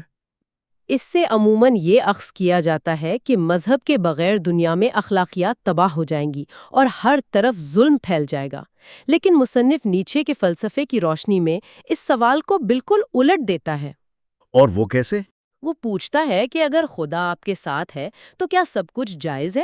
کیونکہ اگر ہم تاریخ کے اوراق پلٹے تو حیران انگیز طور پر سب سے بڑے قتل عام، جنگیں اور ظلم انہی لوگوں نے کیے جنہیں یہ پختہ یقین تھا کہ وہ حق پر ہیں اور خدا کی مرضی ان کے ساتھ ہے۔ اور نیچے کی دور اندیشی دیکھیں، اس نے یہ پیشن گوئی کی تھی کہ جب معاشروں سے خدا کا تصور ختم ہو جائے گا، یعنی جب سیکولر دور آئے گا، تو اخلاقیات نرم پڑنے کے بجائے مزید ظالمانہ ہو جائیں گی۔ اچھا، اس کی کیا وجہ ہے؟ اس کے پیچھے ایک زبردست نفسیاتی منطق ہے۔ جب موت کے بعد کی سزا یعنی دوزخ کا خوف ختم ہو جائے گا تو معاشرے کو قابو میں رکھنے کے لیے دنیاوی سزائیں سخت کرنی پڑیں گی۔ مصنف بتاتا ہے کہ تاریخ گواہ ہے کہ سب سے زیادہ ظلم ان کمیونسٹ، فاشسٹ اور یہاں تک کہ ڈیموکریٹس نے کیے جو خود کو مکمل طور پر حق پر سمجھتے تھے۔ جدید دور کی مثال کے طور پر مواد میں برطانیہ کے سابق وزیر اعظم ٹونی بلیئر کا ذکر ہے، جنہوں نے عراق پر حملے کا جواز کسی ٹھوس ثبوت کے بجائے صرف اس بنیاد پر دیا تھا کہ یہ کرنا درست تھا۔ جب انسان کو یہ ضم ہو جائے کہ وہ حق پر ہے تو وہ اپنی ہر زیادتی کو جائز قرار دے لیتا ہے۔ اسی تناظر میں نیٹشے شہادتوں کے تصور پر بھی تنقید کرتا ہے۔ اس کا کہنا تھا کہ اگر کوئی شخص کسی نظریے کے لیے جان دے دیتا ہے تو اس کا مطلب یہ ہرگز نہیں کہ وہ نظریہ سچا ہے۔ بالکل۔ مصنف کے مطابق شہادتوں نے دراصل سچائی کو فائدہ پہنچانے کے بجائے نقصان پہنچایا ہے، کیونکہ عام لوگ یہ سوچنے لگتے ہیں کہ اگر کوئی اس نظریے کے لیے مرنے کو تیار ہے تو یقیناً اس میں کوئی نہ کوئی سچائی ہوگی۔ اور یاد رہے کہ نیٹشے صرف مذہبی لوگوں کو نشانہ نہیں بنا رہا تھا، بلکہ وہ ان ملحدین کو بھی شک کی نگاہ سے دیکھتا تھا جو اپنے الحاد پر حد سے زیادہ پختہ یقین رکھتے تھے۔ صحیح۔ اس کے نزدیک اصل بہادری یہ نہیں کہ انسان اپنے عقیدے پر ڈٹا رہے اور اس کے لیے جان دے دے، بلکہ اصل بہادری یہ ہے کہ وہ مسلسل خود احتسابی کرے اور اپنے ہی قائم کردہ خیالات کو چیلنج کرے۔ اور یہی بات ہمیں آج کے دور کے ایک بہت بڑے سماجی رویے کی طرف لے آتی ہے، جس پر باب کے تیسرے حصے میں بحث کی گئی ہے۔ جب انسان خود کو بہت نیک، حق پر اور دوسروں سے بہتر سمجھنے لگتا ہے تو وہ اسے دنیا کو دکھانا بھی چاہتا ہے۔ اور اس رویے کو آج کل نیکی کا دکھاوا یا ورچو سگنلنگ کہا جاتا ہے۔ جی ہاں، مصنف بتاتا ہے کہ اگرچہ یہ اصطلاح 2015 کے آس پاس مقبول ہوئی، لیکن یہ رویہ صدیوں پرانا ہے۔ یہ بنیادی طور پر اپنی سماجی حیثیت بڑھانے، خود کو دوسروں کی نظروں میں نیک ثابت کرنے اور سستی شہرت حاصل کرنے کا ایک طریقہ ہے۔ مواد میں اس کی کئی جدید مثالیں دی گئی ہیں، جیسے برطانیہ میں نیشنل ہیلتھ سروس کی حمایت کا زور و شور سے اعلان کرنا، بریگزٹ کے بعد خود کو غیر نسل پرست ثابت کرنے کے لیے کپڑوں پر سیفٹی پن پہن لینا، یا ٹرمپ ٹوریز اور نائجل فراج جیسے سیاستدانوں کو سرے عام برا بھلا کہنا، تاکہ معاشرہ دیکھنے والے کو ایک روشن خیال اور اچھا انسان سمجھے۔ یہ مثالیں تو برطانیہ کی سیاست اور معاشرے سے ہیں، لیکن اگر ہم تھوڑا غور کریں تو ہم سب نے سوشل میڈیا پر ایسے لوگ ضرور دیکھے ہیں جو کیمرہ آن کر کے غریبوں کی مدد کر رہے ہوتے ہیں۔ بالکل، یا کسی بھی ٹرینڈنگ مسئلے پر لمبی لمبی پوسٹس لگا کر یہ ثابت کرنے کی کوشش کر رہے ہوتے ہیں کہ وہ کتنے با اخلاق ہے۔ مصنف نے اس نفسیات کو بے نقاب کرنے کے لیے کیمو اور روسو کا حوالہ دیا ہے۔ ان کے مطابق جو لوگ پوری انسانیت سے محبت کے بڑے بڑے اور کھوکھلے دعوے کرتے ہیں، وہ دراصل انفرادی انسانوں سے نفرت کرتے ہیں۔ انہیں اپنے ارد گرد موجود اصل انسانوں کی خامیاں برداشت نہیں ہوتی، اس لیے وہ ایک دور دراز کی تجریدی انسانیت سے محبت کا نعرہ لگاتے ہیں۔ نیچے نے اس قسم کی ہمدردی کو ریوڑ کی ذہنیت اور سراسر دکھاوا قرار دیا تھا۔ اس کے نزدیک یہ انسان کی ایک بیمار حالت ہے۔ نیچے کے اس نظریے کے ارتقاء کو سمجھنے کے لیے مواد اس کے درمیانی دور یعنی 1878 سے 1882 تک کا بھی احاطہ کرتا ہے۔ یہ وہ دور تھا جب نیچے کا مزاج قدرے ٹھنڈا تھا اور وہ شکوک کو، استدلال کو بہت اہمیت دیتا تھا۔ جی، اس دور میں اس نے مشہور فرانسیسی فلسفی والٹیئر کی اقلیت پسندی کی کھل کر تعریف کی اور اس کے برعکس روسو کی جذباتی رومانویت پر شدید تنقید کی۔ کیونکہ روسو جذبات کو عقل پر ترجیح دیتا تھا، جسے نیچے نے معاشرے کے لیے خطرناک قرار دیا۔ لیکن یہاں کتاب میں ایک بڑی مسکراہٹ بکھیرنے والی حقیقت بھی پیش کی گئی ہے۔ مصنف کے مطابق نیچے نے والٹیئر کی اتنی تعریف شاید کسی فلسفیانہ عقیدت کی بنا پر نہیں کی تھی، تو پھر کس لیے کی تھی؟ کیونکہ ویگنر کو فرانسیسی سوچ اور خاص طور پر والٹیئر سے سخت چڑ تھی۔ یہ ایک عظیم فلسفی کی شخصیت کا ایک بہت ہی انسانی اور کسی حد تک شرارتی پہلو ہے، لیکن دکھاوے کی اس ہمدردی پر واپس آئیں تو کتاب میں برطانوی میڈیا کی کچھ بڑی زبردست اور طنزیہ مثالیں دی گئی ہیں، جیسے BBC کا پروگرام کوسچن ٹائم، جہاں لوگ جذبات میں آ کر چیختے ہیں اور غصے کا اظہار کرتے ہیں تاکہ وہ کیمرے پر غریبوں اور مظلوموں کے ہمدرد نظر آئیں۔ اس کے علاوہ ہیری اینفیلڈ کے مشہور مزاحیہ کردار اسمیشی اور نائسی کی مثال ہے، جو ریڈیو پر بار بار کہتے ہیں کہ ہم فلاحی کام کرتے ہیں لیکن ہمیں اس پر بات کرنا پسند نہیں، حالانکہ وہ حقیقت میں ہر وقت اسی کا ڈنڈورا پیٹ رہے ہوتے ہیں۔ ایک اور شاندار مثال دی ڈے ٹو ڈے نامی TV پروگرام کی دی گئی ہے۔ اس میں ایک عورت انٹرویو کے دوران فخر سے بتاتی ہے کہ اس نے جم فیسٹیول کے لیے 1500 پاؤنڈز جمع کیے ہیں، اور انٹرویو کرنے والا اسے وہیں بے نقاب کرتے ہوئے کہتا ہے کہ اتنے بڑے فیسٹیول کے لیے تو بہت معمولی رقم ہے، تم یہاں صرف خود کو اہم اور نیک ثابت کرنے آئی ہو۔ یہ مثالیں بظاہر مزاحیہ اور طنزیہ لگتی ہیں، لیکن ان کے پیچھے نیچے کا ایک انتہائی گہرا اور سنجیدہ پیغام چھپا ہوا ہے۔ نیچے کا ماننا تھا کہ دنیا میں سب سے زیادہ نقصان وہ لوگ نہیں پہنچاتے جو کھلم کھلا برے ہیں یا جو جرائم کا اعتراف کرتے ہیں۔ جی ہاں، بلکہ انسانیت کو سب سے زیادہ نقصان وہ لوگ پہنچاتے ہیں جو خود کو اچھا کہلواتے ہیں اور جنہیں اپنی نیکی اور سچائی پر اندھا یقین ہوتا ہے۔ جب انسان صرف دوسروں کی داد وصول کرنے، سماجی رتبہ بڑھانے اور اپنی انا کی تسکین کے لیے ہمدردی کا لبادہ اوڑھتا ہے تو وہ دراصل خود غرضی کی بدترین شکل کا مظاہرہ کر رہا ہوتا ہے۔ اور یہ خود غرضی اس لیے خطرناک ہے کیونکہ یہ نیکی کے پردے کے پیچھے چھپی ہوتی ہے۔ تو اگر ہم آج کے اس تفصیلی جائزے کا خلاصہ کریں اور ان تمام ذرائع سے اہم ترین نتائج اخذ کریں تو وہ کچھ یوں ہوں گے۔ سب سے پہلے ہمیں نظریاتی قید خانوں سے باہر نکلنا چاہیے۔ ہمارا ہر وہ عقیدہ جو ہم پر تنقید کے دروازے بند کر دے اور ہمیں یہ ماننے پر مجبور کر دے کہ ہم ہی مکمل حق پر ہیں، وہ دراصل ایک جیل ہے۔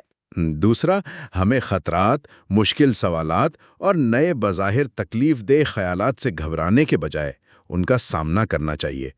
اپنے ارد گرد سیف سپیسز بنا کر اور خود کو مخالف خیالات سے بچا کر ہم اپنی ہی ذہنی نشوونما کو روک دیتے ہیں۔ اور تیسرا، سستی شہرت اور کھوکھلے دکھاوے کی نیکی سے ہر صورت گریز کرنا چاہیے، کیونکہ یہ معاشرے کے لیے بھی نقصان دہ ہے اور انسان کی اپنی ذات کے لیے بھی۔ اور اگر ہم اس فلسفے کو آج کے عام انسان کی زندگی سے جوڑیں تو یہ گفتگو بہت زیادہ اہمیت اختیار کر لیتی ہے۔ سامعین کے لیے سمجھنا ضروری ہے کہ آج کی اس دنیا میں جہاں ہر طرف سوشل میڈیا کا شور ہے، ہر روز معلومات کا ایک سیلاب آتا ہے اور ہر شخص یہ ثابت کرنے میں لگا ہوا ہے کہ وہ کتنا درست، کتنا نیک اور کتنا بااخلاق ہے۔ بالکل۔ ایسے گھٹن زدہ ماحول میں نیچے کا یہ مشورہ کہ ہمیں اپنے ہی نظریات پر شک کرنا چاہیے، ایک تازہ ہوا کے جھونکے کی طرح محسوس ہوتا ہے۔ یہ سوچ انسان کو ذہنی طور پر آزاد اور مضبوط بنا سکتی ہے۔ جب انسان دوسروں کی توثیق یا تالیوں کا محتاج نہیں رہتا اور اپنے ہی قائم کردہ سب سے عزیز خیالات کو چیلنج کرنے کی ہمت پیدا کر لیتا ہے، تبھی وہ حقیقی معنوں میں شعوری ارتقاء کی منازل طے کرتا ہے۔ یہ ایک ایسا پیغام ہے جو کسی بھی دور کے انسان کے لیے مشعل راہ بن سکتا ہے۔ تو اس سے پہلے کہ ہم آج کے اس گہرے مطالعے کو سمیٹیں، سننے والوں کے لیے ایک غور طلب اور شاید تھوڑی سی اشتعال انگیز سوچ چھوڑے جاتے ہیں، جو آج کے مواد کے تصورات کو ایک قدم اور آگے لے جاتی ہے۔ جی فرمائیے۔ انسان کو خود سے یہ سوال ضرور پوچھنا چاہیے کہ اگر ہمارا ہر پختہ عقیدہ، ہر وہ بات جس پر ہمیں اندھا یقین ہے، واقعی ایک قید خانہ ہے، تو وہ کون سا ایسا نظریہ یا عقیدہ ہے جسے دہائیوں سے ایک محافظ، ایک پہچان اور ایک اٹل سچ سمجھا جاتا رہا ہو، لیکن در حقیقت وہی نظریہ انسانی ذہن کی اڑان کو زنجیریں پہنائے ہوئے ہو۔ واقعی یہ ایک ایسا سوال ہے جو کسی کو بھی بے چین کر سکتا ہے اور سوچنے پر مجبور کر سکتا ہے۔ بہرحال ان دلچسپ اور گہرے فلسفیانہ موضوعات پر ہماری گفتگو کا یہ سلسلہ یوں ہی جاری رہے گا اور اگلے لیکچر میں ہم اگلا باب زیر بحث لائیں گے، اس لیے ہمارے ساتھ جڑے رہیے۔ پچھلے گفتگو ہم نے جہاں چھوڑی تھی، آج وہیں سے سفر کو آگے بڑھاتے ہیں۔ ہاں بالکل، پچھلے لیکچر کی بنیاد پر۔ ہمارے پچھلے لیکچر میں جن بنیادی تصورات پر بحث ہوئی تھی نا، آج کا یہ نیا چیپٹر اسی تحقیق کا ایک گہرا تسلسل ہے۔ یہ تسلسل بہت ضروری بھی ہے تاکہ ایک رابطہ قائم رہے۔ صحیح بات ہے۔ تو آج ہم اپنے نوٹس اور جو جمع کردہ تحقیقی حواجات ہیں ان کو سامنے رکھ کر عظیم فلسفی فریڈرک نیچے کے فلسفے کو ایک بالکل نئے زاویے سے دیکھنے والے ہیں۔ نیا زاویہ یعنی آج کے اس دور کے حوالے سے؟ بالکل، اس تجزیاتی سفر کا بنیادی مقصد یہ سمجھنا ہے کہ نیچے کے وہ نظریات جو صدیوں پہلے تخلیق کیے گئے تھے، وہ آج کے اس تیزی سے بدلتے وہ ڈیجیٹل دور میں کس طرح اپنی جگہ بناتے ہیں، خاص طور پر ہمارا روزمرہ کا جو سوشل میڈیا کا استعمال ہے اور انٹرنیٹ پر آنے والے جو ٹویٹر سٹارمز ہوتے ہیں۔ ہاں، عوامی جذبات کا جو اتنی شدت سے اظہار ہوتا ہے آج کل، اور یہ جو ایک بھیر چل یعنی ہرڈ انسٹنکٹ ہمارے معاشرے میں نظر آتا ہے، ان سب کے پیچھے آخر کیا نفسیات کام کر رہی ہے؟ اس تجزیے میں سب سے حیران کن بات یہ سامنے آتی ہے کہ جو رویہ ہم آج کے اس جدید انٹرنیٹ کے دور کی پیداوار سمجھتے ہیں نا، نیچے نے ان کی نفسیاتی گہرائیوں کو بہت پہلے ہی بھانپ لیا تھا۔ مطلب اس نے پہلے ہی اندازہ لگا لیا تھا۔ بالکل۔ آج ہم انسانی فطرت کے کچھ ایسے تاریک اور پیچیدہ حصوں میں اتریں گے جن پر عام طور پر بات کرنے سے گریز کیا جاتا ہے۔ ہم یہ سمجھیں گے کہ دکھاوے کی ہمدردی، جسے آسٹنٹیشس کیئرنگ کہا جاتا ہے، وہ کس طرح ہماری انا کو تسکین پہنچاتی ہے۔ یہ ایک بہت ہی دلچسپ موضوع ہے نا؟ لیکن اس تحقیق کا مقصد کسی پر تنقید کرنا نہیں، بلکہ انسانی رویوں کے ان پیمانوں کو سمجھنا ہے جو ہم سماج یا کسی قبیلے کا حصہ بننے کے لیے غیر شعوری طور پر اپناتے ہیں۔ تو اس گفتگو کا آغاز آج کے سب سے نمایاں فینومینان سے کرتے ہیں، یہ جو سوشل میڈیا پر ہجوم کی حکمرانی یا موب رول قائم ہو چکا ہے۔ ہم تقریباً ہر روز کسی نہ کسی نئے ٹویٹر سٹارم کا مشاہدہ کرتے ہیں۔ ہر روز ہی کوئی نیا مدعا کھڑا ہوتا ہے۔ صحیح کہا، اور اس کا طریقہ کار بہت واضح اور عام ہو چکا ہے۔ کوئی پبلک فگر یا مشہور شخصیت ایسی بات کہہ دیتی ہے جو اس وقت کے معاشرتی مزاج کے خلاف ہو، یا آسان الفاظ میں ان فیشنیبل ہو۔ ہاں، ان فیشنیبل ہو۔ اس کے بعد جو ہوتا ہے وہ کسی طوفان سے کم نہیں۔ ایک عام رائز الوقت سوچ کے خلاف جانے پر سوشل میڈیا پر شدید غصے کا اظہار کیا جاتا ہے، شیمنگ شروع ہو جاتی ہے، اور اس شخص کو اس وقت تک ذلیل کیا جاتا ہے جب تک وہ عوام کے سامنے ہاتھ جوڑ کر معافی نہ مانگ لے۔ یہ ایک باقاعدہ کلچر بن چکا ہے۔ اور اگر ہم نیچے کی لینس سے اس کلچر کا تجزیہ کریں تو تصویر بہت مختلف اور تھوڑی چبھنے والی نظر آتی ہے۔ واقعی، کیونکہ نیچے اس رویے کو کوئی اعلیٰ اخلاقی قدر نہیں مانتا، بلکہ وہ اسے ہرس، حسد اور انتقامی جذبہ یعنی لسٹفل گریڈ، بٹر انوی اور ساور ونڈکٹیونیس کا نام دیتا ہے۔ یہ الفاظ کافی سخت ہیں۔ سخت ہے مگر حقیقت پر مبنی ہے۔ یہ جو ایک ہیڈی کمبینیشن بنتا ہے نا، جہاں لوگ خود کو حق پر سمجھتے ہوئے کسی ایک شخص پر ٹوٹ پڑتے ہیں، اس کے پیچھے اصل محرک اخلاقیات نہیں بلکہ طاقت کا نشہ ہوتا ہے۔ طاقت کا نشہ، یعنی دوسرے کو نیچا دکھانے کا۔ بالکل، جب لوگ آن لائن کسی کو سکولڈ کرتے ہیں تو دراصل انہیں ایک سیڈسٹک پلیجر ملتا ہے۔ وہ اپنے اندر کی مایوسی اور اپنی روزمرہ زندگی کی بے اختیاری کا بدلہ کسی مشہور شخص کو نیچا دکھا کر لیتے ہیں۔ اسے اس طرح بھی دیکھا جا سکتا ہے کہ جب کوئی فرد کسی مشہور ہستی کو کینسل کرنے کی مہم کا حصہ بنتا ہے تو غیر شعوری طور پر وہ خود کو ایک ایسی پاور ڈائنامک میں اوپر محسوس کرتا ہے جہاں اس کے پاس کسی کی زندگی یا کریئر تباہ کرنے کا اختیار ہوتا ہے۔ یہ احساس برتری ایک بہت ہی ایڈکٹیو نشہ ہے۔ لیکن یہاں ایک بہت ہی بنیادی سوال اٹھتا ہے، اخلاقیات اور قبیلے کے تعلق کا۔ ہم لوگ عام طور پہ سمجھتے ہیں کہ ہمارے اخلاقی اصول آفاقی ہیں، لیکن نیچے کا نظریہ اس حوالے سے بالکل مختلف ہے۔ وہ مانتا تھا کہ جمہوریت اور اخلاقیات اصل میں اسی بھیڑ چال کا ایک حصہ ہے۔ یہ پوائنٹ کافی گہرا ہے، اسے تھوڑا واضح کریں۔ نیچے کہتا ہے کہ morality is herd instinct in the individual۔ اس کا مطلب یہ ہے کہ جسے ہم اخلاقیت کہتے ہیں وہ آسمان سے اترے ہوئے کوئی آبجیکٹیو یا آفاقی اصول نہیں ہے، بلکہ وہ قوانین ہیں جو قبیلے نے اپنی بقا کے لیے بنائے۔ صحیح۔ اگر کسی انسان کو اپنے قبیلے میں زندہ رہنا ہے، معاشرے میں قبولیت حاصل کرنی ہے، تو اسے ان اصولوں کے سامنے سر جھکانا پڑے گا۔ تو نیچے کے نزدیک یہ صرف زندہ رہنے کے طریقے ہیں جو صحیح اور غلط کا لباس پہن کر پیش کیے جاتے ہیں۔ ہاں، اور جب کوئی ان قواعد کی خلاف ورزی کرتا ہے تو قبیلہ صرف اسے سزا نہیں دیتا، بلکہ اس سزا دینے کے عمل میں قبیلے کے افراد کو ایک عجیب سا اطمینان اور خوشی محسوس ہوتی ہے کہ ان کا قبیلہ اور اس کے اصول ابھی بھی طاقتور ہیں۔ یہ اطمینان تب اور واضح ہو جاتا ہے جب ہم ان اصولوں یا طبوس کو وقت کے ساتھ بدلتا ہوا دیکھتے ہیں۔ ہمارے تحقیقی نوٹس میں اس کی بڑی دلچسپ تاریخی مثالیں دی گئی ہیں۔ جیسے کہ 50 کی دہائی میں جو ٹیبوز تھے۔ بالکل، اگر ہم ماضی پر نظر ڈالیں تو 1950 کی دہائی میں امریکہ کے اندر کمیونسٹ کو ایک انتہائی خطرناک ٹیبو سمجھ کر ٹارگٹ کیا جاتا تھا۔ اسی طرح برطانیہ کی پرانی تاریخ میں کیتھولکس کے خلاف ایک عام معاشرتی خوف اور نفرت پائی جاتی تھی۔ اگر ان ادوار میں آج جیسا سوشل میڈیا موجود ہوتا تو یقیناً ان طبقات کے خلاف بڑے پیمانے پر ٹویٹر سٹورمز آتے۔ جبکہ اگر ہم آج کی 21ویں صدی کے مغربی معاشرے کو دیکھیں تو وہاں ریسزم، ہوموفوبیا اور سیکسزم سب سے بڑے ٹیبوز تصور کیے جاتے ہیں۔ یہاں یہ واضح کرنا انتہائی اہم ہے کہ ہم ان تاریخی اور موجودہ مثالوں کا حوالہ صرف اس تحقیق کے تناظر میں دے رہے ہیں۔ بالکل، ہمارا مقصد کسی بھی سیاسی، سماجی یا مذہبی نظریے کی حمایت یا مخالفت کرنا ہرگز نہیں ہے۔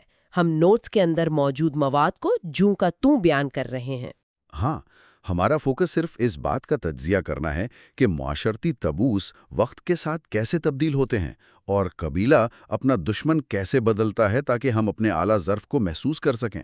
یہ غیر جانبداری اس فلسفے کو سمجھنے کے لیے واقعی ضروری ہے، کیونکہ تابوتس کا یہ تاریخی بدلاؤ اصل میں ایک ہی بات کی طرف اشارہ کرتا ہے کہ انسانی فطرت میں کسی نہ کسی کو ٹارگٹ بنانے اور سزا دینے کی خواہش ہمیشہ موجود رہتی ہے، صرف زمانے کے حساب سے نشانے بدل جاتے ہیں۔ اور اس پورے رویے کا سب سے بڑا نتیجہ کیا نکلتا ہے؟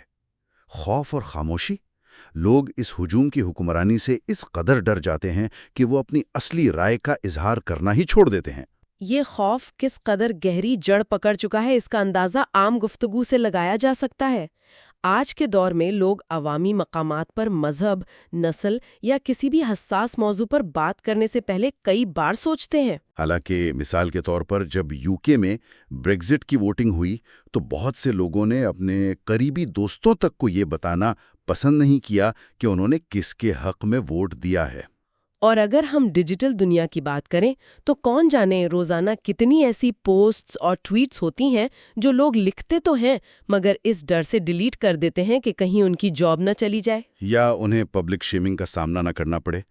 یہ خاموشی دکھاتی ہے کہ موب رول کس طرح دلوں میں ڈر بٹھا دیتا ہے۔ اور اسی خوف اور حربے چل کے درمیان ایک بہت بڑی آئرنی یعنی طنز سامنے آتا ہے۔ نیچے جو اپنی سوچ میں ایک شدید آرچ انڈیویجولسٹ تھا، یعنی وہ فرد کی مکمل آزادی پر یقین رکھتا تھا، آج کل سیاسی اداروں اور گروپس میں اس کے حوالے سب سے زیادہ دیے جاتے ہیں۔ چاہے وہ آلٹ رائٹ گروپس ہوں یا لیفٹ ونگ کے فرقہ وارانہ دھڑے، دونوں ہی اپنے مقاصد کے لیے نیچے کا استعمال کرتے ہیں۔ ایک کوٹ جو اکثر ایسے وقتوں میں سامنے آتی ہے وہ یہ کہ madness is something rare in individuals but in groups, parties, peoples, ages it is the rule. یہ گروپ چاہے کسی بھی سوچ کا ہو، وہ دوسرے گروپ کو پاگل اور خود کو آزاد سوچ والا سمجھتا ہے، حالانکہ حقیقت میں دونوں طرف کے لوگ کسی نہ کسی بہر چال کا حصہ ہوتے ہیں۔ اس پر مونٹی پائتھن کی فلم کا حوالہ بہت فٹنگ ہے۔ اوہو ہاں، لائف آف برائن۔ یہ منظر تو بالکل اس مشہور کامیڈی فلم کے اس سین جیسا ہے جو فلسفیانہ طنز کا ایک عظیم شاہکار ہے۔ اس سین میں ہیرو ایک بہت بڑے ہجوم کے سامنے کھڑا ہو کر چیختا ہے کہ تم سب آزاد ہو، تم سب الگ ہو، تمہیں میری یا کسی کی بھی پیروی کرنے کی ضرورت نہیں۔ اور اس کے جواب میں وہ پورا ہجوم ایک ہی آواز میں ایک قطار میں کھڑے ہو کر کہتا ہے، ہاں ہم سب الگ ہیں۔ یہ مذاق اصل میں ہماری اس پرفریب سوچ کو بے نقاب کرتا ہے، جہاں سب خود کو دوسروں سے مختلف سمجھتے ہوئے بھی بالکل ایک جیسی بات اور ایک جیسا رویہ اپنا رہے ہوتے ہیں۔ اسی لیے تو نیچے نے کبھی یہ خواہش نہیں کی کہ لوگ اسے ایک پیغمبر کی طرح ماننے لگیں یا اس کی باتوں کی اندھی تقلید کریں۔ وہ نہیں چاہتا تھا کہ اس کے اشعار اور اقتباسات کو سیاسی نعرے بنایا جائے، جیسا کہ والٹر کافمن نے لکھا ہے۔ بالکل، جو کہ نیچے کے مشہور ترجمہ نگار ہیں۔ انہوں نے بتایا کہ جس طرح موسیقی کی دنیا میں بیتھوون نے موزارٹ اور ہائیڈن کے سیٹ کیے ہوئے اصول توڑ کر اپنی موسیقی کا ایک بالکل نیا راستہ بنایا، نیچے کی عوام سے یہی توقع تھی۔ وہ چاہتا تھا کہ لوگ کسی اور کے بنائے ہوئے اخلاقی ڈھانچے میں قید ہونے کے بجائے اپنے خود کے اصول تخلیق کریں۔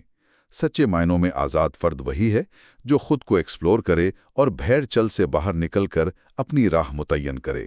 اچھا، اب جب ہم بیرون چل کی ذہنیت کو سمجھ چکے ہیں تو یہ تجزیہ ہمیں ایک اور ایسے رخ کی طرف لے جاتا ہے جو ظاہری طور پر بہت معصوم نظر آتا ہے لیکن اپنے اندر بہت گہرے تصادمات رکھتا ہے۔ یہ رخ عوامی رونا اور دکھاوے کی ہمدردی کا ہے، جسے تحریر میں بیویئر آف دا کمپیشنیٹ یعنی ہمدرد لوگوں سے بچنے کی ہدایت کے طور پر پیش کیا گیا ہے۔ تاریخی طور پر دیکھا جائے تو وکٹورین دور میں جذبات کو چھپا کر رکھنا یعنی سٹف اپر لپ قائم رکھنا ایک اعلیٰ قدر تھی۔ چارلز ڈارون نے بھی اپنی تحقیق میں نوٹ کیا تھا کہ اس دور کے انگریز عام حالات میں نہیں روتے تھے، لیکن آج کا کلچر اس کے بالکل برعکس ہے۔ پرنسس ڈیانا کی وفات کا واقعہ ہو جس نے پوری قوم کو سڑکوں پر رونے پر مجبور کر دیا، یا فٹ بال پلیئر پال گسکوئن کا عوامی رونا، اولمپکس کے کھلاڑیوں کے کیمرہ کے سامنے آنسو، یا پھر ٹیلی ویژن پر چلنے والے پیئرس موگن اور جیریمی کائل کے شوز، آج جذبات کا عوام کے سامنے مظاہرہ کرنا، روتے ہوئے اپنے دکھ بیان کرنا نہ صرف عام ہے بلکہ اسے پسند کیا جاتا ہے۔ نیچے کا اس عوامی ہمدردی اور رونے دھونے پر موقف انتہائی سخت اور سوچنے پر مجبور کرنے والا تھا۔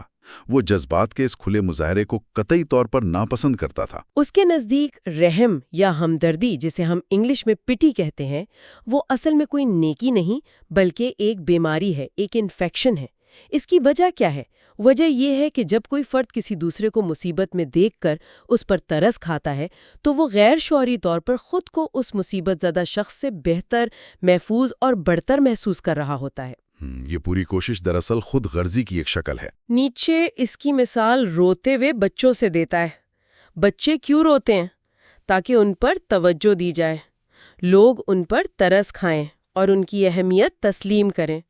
اسی طرح جب بڑے لوگ عوامی سطح پر ہمدردی دکھاتے ہیں تو وہ اصل میں اپنی انا، اپنی ایگو کی تسکین کر رہے ہوتے ہیں۔ یہ واقعی ایک حیران کن زاویے سے انسانی فطرت کو دیکھنا ہے۔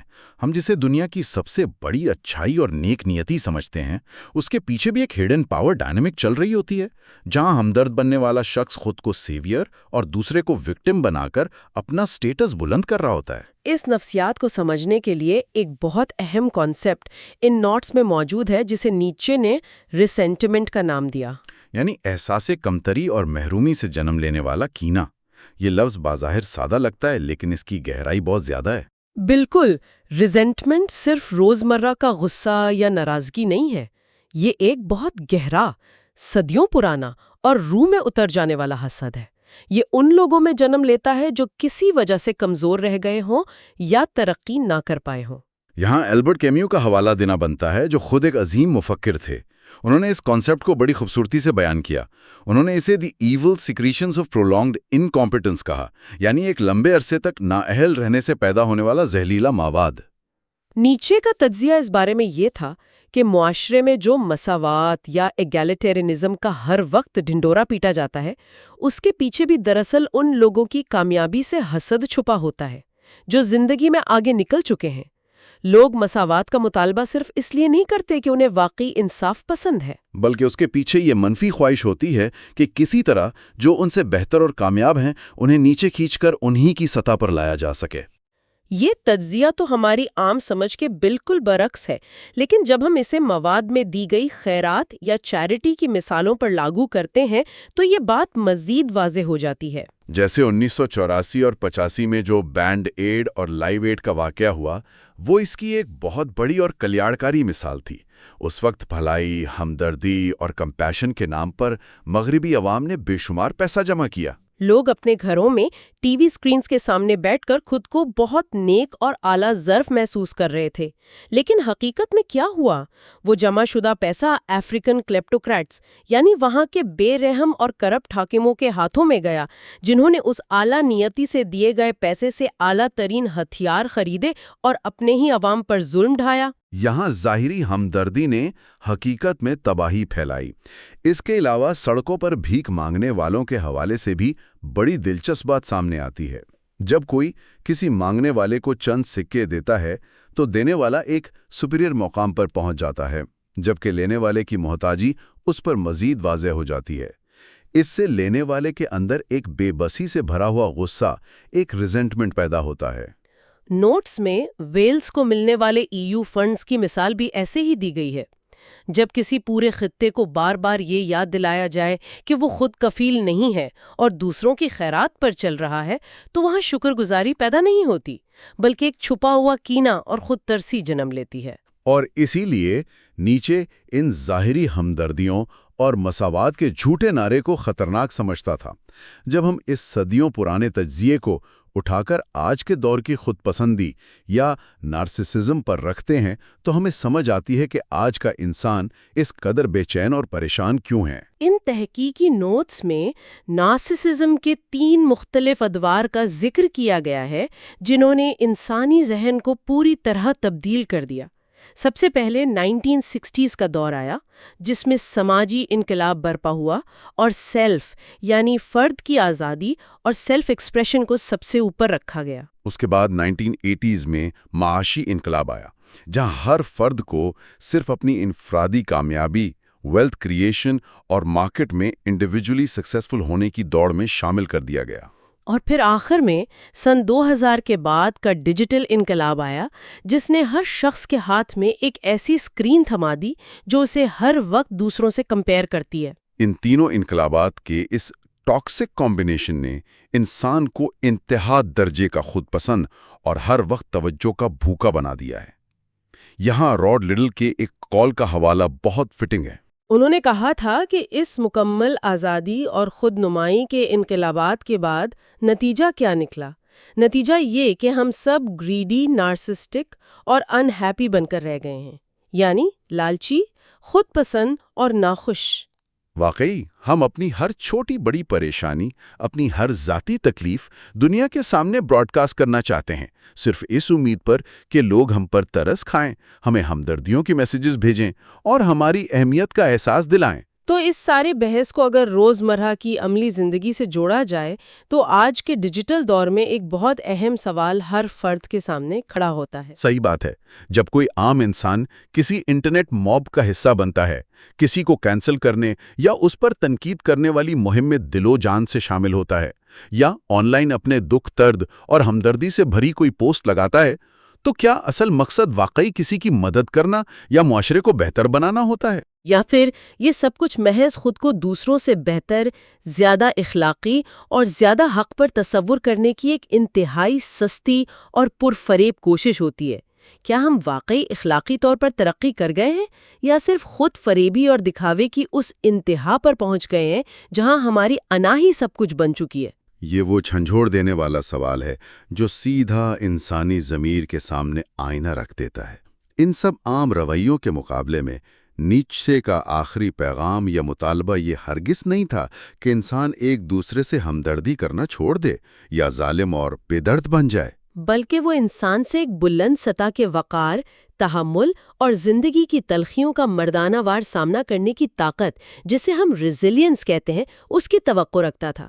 اس کی خواہش تھی کہ انسان اس خود ترسی اور دوسروں کی کامیابی پر جلنے والے حسد سے پوری طرح آزاد ہو جائے۔ وہ چاہتا تھا کہ لوگ بچوں جیسے پیتی جذبات اور توجہ مانگنے کی عادت سے باہر نکلیں اور بالکل اس مثال کی طرح زندگی گزاریں جو ایرسٹاٹل نے گریٹ سولڈ مین یعنی میگالوسائکوس کے طور پر پیش کی تھی۔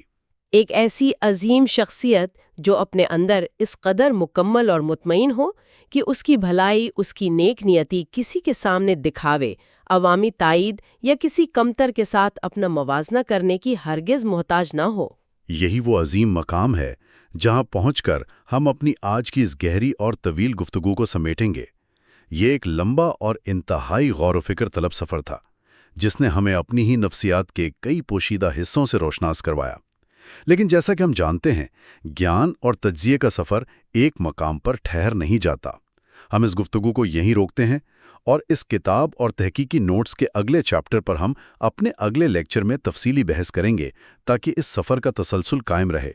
اور اس سے پہلے کہ ہم آج کے اس سفر کا مکمل اختتام کریں، میں ایک آخری فکریہ سوال چھوڑنا چاہتی ہوں جو انہی تجزیات سے جنم لیتا ہے، مگر ہماری اس ساری بحث کو مستقبل کے ایک بالکل نئے زاویے پر کھڑا کر دیتا ہے۔ وہ سوال کیا ہے؟ ہماری ریسینٹیمنٹ اور ہرڈ انسٹنکٹ کو اس درجے تک پھیلانے کا سبب بن چکے ہیں، تو کیا آنے والے کل کا آرٹیفیشل انٹیلیجنس اور اس کے بنائے ہوئے کمپلیکس الگوریدمز اس پیٹی کلچر کو اور بھی زیادہ بے رحمی سے ایکسپلائٹ نہیں کریں گے؟ جب مشینوں کو یہ معلوم ہو جائے کہ انسان حسد اور خود ترسی پر سب سے زیادہ ریئیکٹ کرتا ہے، تو کیا اس الگوریدم ڈریون دنیا میں کسی بھی انسان کے لیے قبیلے کی اس بھیڑ چال سے باہر نکل کر میگلوسائکوس بننا کسی مکمل ڈیجیٹل ڈی ٹاکس کے بغیر ممکن بھی رہے گا؟ یہ وہ بے چین کرنے والا سوال ہے جس پر غور کرنا ہر اس شخص کے لیے ضروری ہے جو اس جدید دنیا میں خود کو آزاد سوچ کا دعویدار سمجھتا ہے۔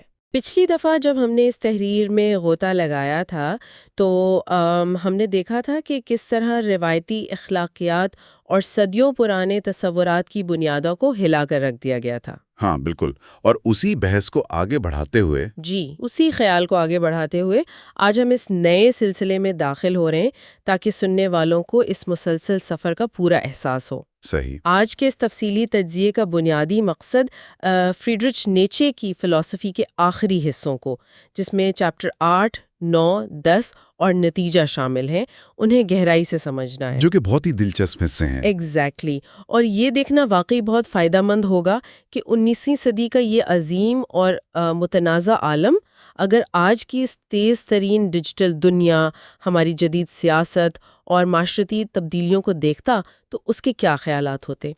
تو چلیں اس کو سمجھنے کی کوشش کرتے ہیں، لیکن آگے بڑھنے سے پہلے صرف ایک چھوٹی سی وضاحت۔ جی، جو کہ بہت ضروری ہے اس موضوع کے لیے۔ ہاں، کیونکہ آج کی اس گفتگو میں سورسز سے بہت سی سخت سیاسی باتیں سامنے آئیں گی، جن میں لیفٹ ونگ اور رائٹ ونگ دونوں کے حوالے سے کڑی تنقید موجود ہے۔ ہمارا مقصد یہاں کسی ایک سیاسی دھارے کی حمایت کرنا بالکل نہیں ہے۔ بالکل نہیں۔ ہم صرف ان خیالات کو بالکل غیر جانبدارانہ طور پر سننے والوں تک پہنچا رہے ہیں، کیونکہ یہ رائے صرف اور صرف مصنف اور نیچے کی اپنی ہے۔ ہمارا کام یہاں صرف ایک آئینہ دکھانا ہے۔ ایک بہترین تجزیہ تبھی متعدد پہلوؤں کو سامنے لا سکتا ہے جب ہم اسے بغیر کسی تعصب کے پرکھیں۔ اگر ہم کتاب کے اس آخری حصے کے آغاز کی طرف جائیں تو سب سے پہلا اور شاید سب سے چبھنے والا خیال جو مصنف سامنے لاتے ہیں وہ برابری کے حوالے سے ہے۔ یعنی ایکوالٹی کے بارے میں؟ جی، نیچے کا ماننا تھا کہ، اور یہ اس کے اپنے الفاظ ہیں کہ برابروں کے لیے برابری اور غیر برابروں کے لیے غیر برابری ہونی چاہیے۔ اس کی نظر میں ہر انسان کی صلاحیت، ذہن اور طاقت ایک جیسی نہیں ہوتی، جو کہ ایک کافی حد تک پریکٹیکل سوچ لگتی ہے، لیکن اس کا معاشرے پر کیا اثر ہوتا ہے اس کے نزدیک؟ دیکھیں، جب ایک معاشرہ ہر کسی کو ایک ہی قطار میں کھڑا کرنے کی کوشش کرتا ہے تو اس کا نتیجہ یہ نہیں نکلتا کہ نیچے والے لوگ اوپر آتے ہیں، بلکہ نتیجہ یہ ہوتا ہے کہ اوپر والوں کو زبردستی نیچے لایا جاتا ہے۔ اچھا، تحریر میں اس عمل کو معیار کا گرنا یا ڈمپنگ ڈاؤن کہا گیا ہے۔ یہ ایک ایسی فلسفی ہے جہاں کامیابی اور بہتری کی طرف بڑھنے کے بجائے ایک عجیب سی دوڑ شروع ہو جاتی ہے جسے ریس ٹو دی باٹم کہا گیا ہے۔ ریس ٹو دی باٹم، یعنی ہر چیز کو اتنا عام اور نچلے درجے تک لے آؤ کہ کوئی بھی شخص خود کو کمتر محسوس نہ کرے۔ ایگزیکٹلی۔ لیکن کیا یہ واقعی اتنی بری چیز ہے؟ میرا مطلب ہے آج کے دور میں تو ایمپتھی کو، یعنی دوسروں کا احساس کرنے کو بہت اہمیت دی جاتی ہے۔ اگر لوگ کسی کو کمتر محسوس نہیں کروانا چاہتے تو نیچے اس کو ڈمنگ ڈاؤن کیوں سمجھتا ہے؟ کیونکہ اس کے خیال میں اس سے معاشرے کا اصل وقار ختم ہو جاتا ہے۔ مصنف نے یہاں ٹرینڈی ٹیچر سنڈروم کی بڑی زبردست مثال دی ہے۔ ہم سب نے ایسے استاد دیکھے ہیں جو اپنی اتھارٹی یا وقار کو خود ہی ختم کر دیتے ہیں۔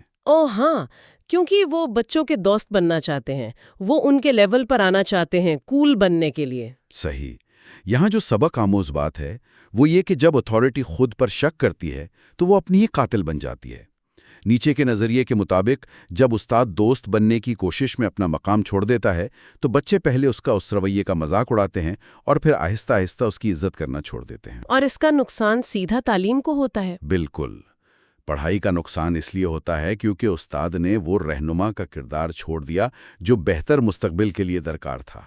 معاشرے میں برتری یا ایکسلنس کو جب شک کی نگاہ سے دیکھا جانے لگے اور ایلیٹسٹ ہونا ایک گالی بن جائے تو کلچر لازمی طور پر زوال کا شکار ہوتا ہے۔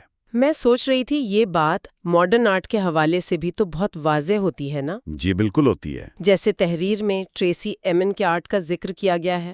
ان کا وہ مشہور آرٹ پیس جو صرف ایک بکھرا ہوا گندا بستر تھا، یہاں خوبصورتی، مہارت یا سالوں کی محنت کے بجائے صرف ایجینس کو پسند کیا جاتا ہے، صرف اس لیے کہ وہ آرٹ روایتی خوبصورتی کے معیارات کو توڑتا ہے جسے لوگ ایلیٹسٹ یا مشکل سمجھتے ہیں۔ صحیح کہا۔ آج کل ہر اس چیز پر تنقید کی جاتی ہے جو کسی خاص مہارت کا اظہار کرتی ہو۔ ہر کوئی چاہتا ہے کہ آرٹ ایسا ہو جو کوئی بھی کر سکے۔ اور یہی وہ بھیڑ چال ہے جس سے نیچے شدید چڑھتا تھا۔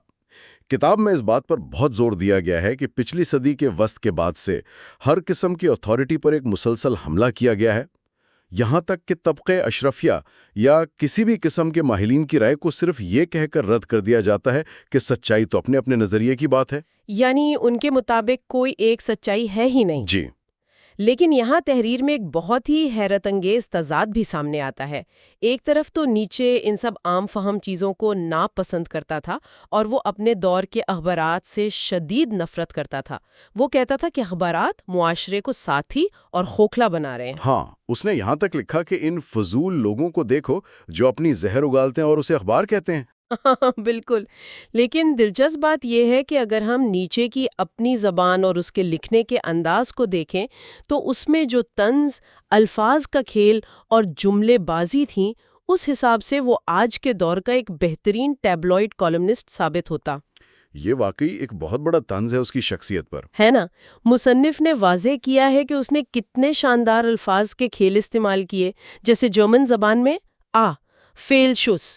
فیلشوس جس کا ترجمہ انہوں نے بیڈ ریزننگ بیڈ شاٹ کیا ہے۔ جی۔ اس کے پاس ہر موضوع پر ایک بے باک رائے تھی، تو اس کا مطلب ہے کہ وہ 19ویں صدی کا ایک بہترین انٹرنیٹ ٹرول تھا۔ اگر وہ آج زندہ ہوتا تو شاید انٹرنیٹ پر سب سے زیادہ پڑھا جانے والا طنز نگار ہوتا، باوجود اس کے کہ اسے اس صحافتی کلچر سے نفرت تھی۔ یہی اس کی شخصیت کا وہ پہلو ہے جو اسے اتنا پیچیدہ بناتا ہے۔ نیچے کی یہ باتیں صرف کتابوں تک محدود نہیں ہیں۔ اگر ہم اس کی اس بھیڑ چال والی سوچ کو آج کے دور کے لینس سے دیکھیں تو ہمیں اپنی ڈیجیٹل زندگی میں اس کی بہت گہری جھلک ملتی ہے۔ وہ کیسے؟ کتاب کا اگلا حصہ ہماری آج کی ڈیجیٹل لت اور فرصت کی اہمیت پر بہترین روشنی ڈالتا ہے۔ آج کی تیز ترین دنیا جہاں ہر کوئی جلدی میں ہے، مصنف نے جدید بیماریاں جیسے ADHD اور فومو کا ذکر کیا ہے۔ فومو یعنی فیئر آف مسنگ آؤٹ؟ بالکل، لوگ اس خوف میں مبتلا ہیں کہ کہیں وہ کسی اہم چیز سے محروم نہ رہ جائیں۔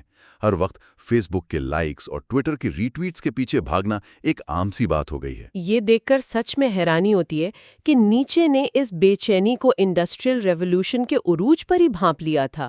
اس وقت کے سرمایہ دارانہ نظام اور ہر وقت منافع کے پیچھے بھاگنے والی سوچ سے اسے سخت نفرت تھی۔ اس کی نظر میں کیپٹلزم انسان کو صرف ایک مشین کا پرزہ بنا دیتا ہے۔ سب سے بڑی بات یہ کہ وہ کام کو ایک نشہ سمجھتا تھا۔ جو کہ عجیب لگتا ہے کیونکہ ہم عام طور پر محنت اور کام کو بہت اچھی نگاہ سے دیکھتے ہیں، لیکن نیچے کہتا تھا کہ کام ایک ایسی افیون ہے جو انسان کو غور و فکر نہیں کرنے دیتی۔ دراصل اس نے خاص طور پر انگلش یوٹیلیٹیرینز پر بہت طنز کیا تھا۔ یوٹیلیٹیرینزم یعنی وہ نظریہ جو کہتا ہے کہ ہر کام کا مقصد زیادہ سے زیادہ لوگوں کے لیے فائدہ یا افادیت پیدا کرنا ہونا چاہیے۔ جی وہی لوگ، یہ لوگ ہر وقت افادیت اور کام کے پیچھے بھاگتے ہیں۔ نیچے نے طنزیہ طور پر کہا کہ اسی لیے ان کا سنڈے بہت بور ہوتا ہے، کیونکہ انہیں فرصت میں اکیلے بیٹھنے ہی نہیں آتا۔ صحیح بات ہے۔ جب کوئی انسان مسلسل کام نہیں کر رہا ہوتا تو اسے خود اپنے اکیلے پن اور اپنی حقیقت کا سامنا کرنا پڑتا ہے، اور لوگ اس سے ڈرتے ہیں۔ تو ایسی صورت میں وہ آج کے اسمارٹ فونز اور سوشل میڈیا کے دور کو کیسے دیکھتا؟ اگر ہم اسے بڑے تناظر میں دیکھیں تو نیچے آج کی اس ہائپر کنیکٹڈ دنیا کو دیکھ کر یقیناً ان سیلفیز، انسٹاگرام کے دکھاوے اور انٹرنیٹ کی ہر وقت کی بحث پر ہنستا۔ وہ سمجھتا کہ لوگ اپنی اصلیت سے بھاگنے کے لیے ان ورچوئل دوستوں اور لائکس کا سہارا لے رہے ہیں۔ اپنے آپ سے اکیلے ہونے سے بچنے کے لیے۔ بالکل، اس کی فلسفی یہ تھی کہ بے چینی اور بھاگ دوڑ سے کچھ حاصل نہیں ہوتا، بلکہ اصل فرصت اور تنہائی انسان کو بہتر بناتی ہے۔ کتاب میں اس کا ایک بہت ہی گہرا کال پیش کیا گیا ہے۔ اس نے کہا تھا کہ اگر کوئی 1 سال خاموش رہے تو وہ بکواس کرنا بھول جاتا ہے اور بولنا سیکھ جاتا ہے۔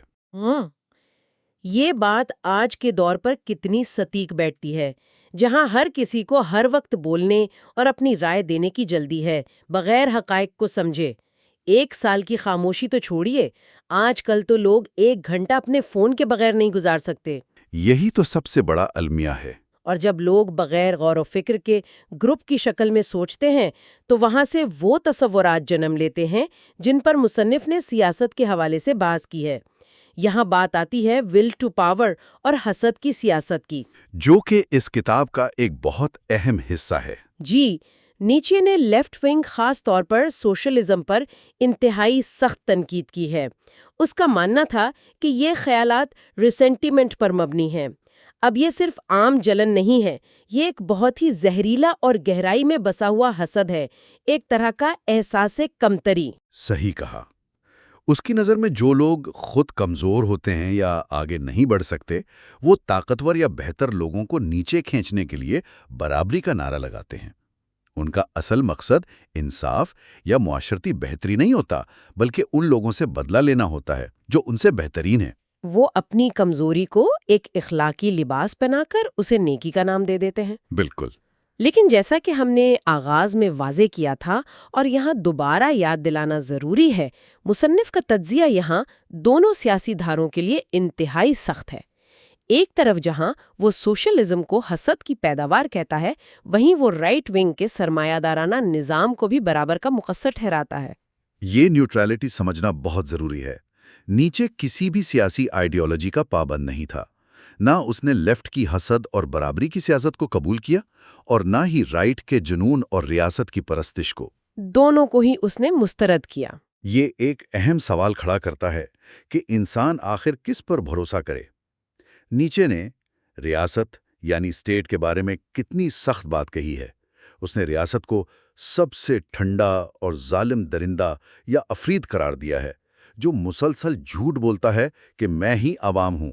میں ہی عوام ہوں، واقعی بہت گہری لائن ہے۔ وہ کسی بھی ایسی طاقت کے خلاف تھا جو انسان کی انفرادیت کو کچل دے اور اسے بھیڑ چال کا حصہ بنا دے۔ یہ کتنا عجیب ہے کہ آج کل لوگ نیچے کو اپنے اپنے فائدے کے لیے استعمال کرتے ہیں۔ کچھ لوگ اسے سوشلزم کے خلاف ڈھال بناتے ہیں تو کچھ اسے کسی اور مقصد کے لیے، لیکن حقیقت میں وہ ہر اس اسم کے خلاف تھا جو آزاد سوچ پر پابندی لگائے۔ صحیح کہہ رہی ہیں آپ۔ اس کا کہنا تھا کہ دونوں اطراف میں بیماریاں ہیں، ایک طرف لوگ ہاتھ سے کام نہیں کرنا چاہتے اور دوسری طرف لوگ دماغ سے کام نہیں کرنا چاہتے۔ دونوں طرف حسد اور سستی کا غلبہ ہے۔ کیا آج کے جو سیاسی نعرے ہیں وہ واقعی انصاف اور بہتری کے لیے ہیں، یا ان کے پیچھے وہی پرانا حسد اور دوسرے کو نیچے دکھانے کی خواہش چھپی ہے؟ انہی سوالات نے نیچے کی رائٹنگز کو آج بھی متعلق رکھا ہوا ہے، لیکن اس مطالعے کو آگے بڑھاتے ہوئے ہمیں نیچے کی شخصیت کی ان تاریخ خامیوں پر بھی بات کرنی ہوگی جو کتاب کے نتیجے میں واضح کی گئی ہیں، جو کہ اس کی بہت سی باتوں کو سمجھنے کے لیے ضروری ہے۔ بالکل، کیونکہ کسی بھی مفکر کو مکمل طور پر سمجھنے کے لیے اس کی نفسیات اور اس کی ذاتی تاریخ کو دیکھنا بہت ضروری ہے۔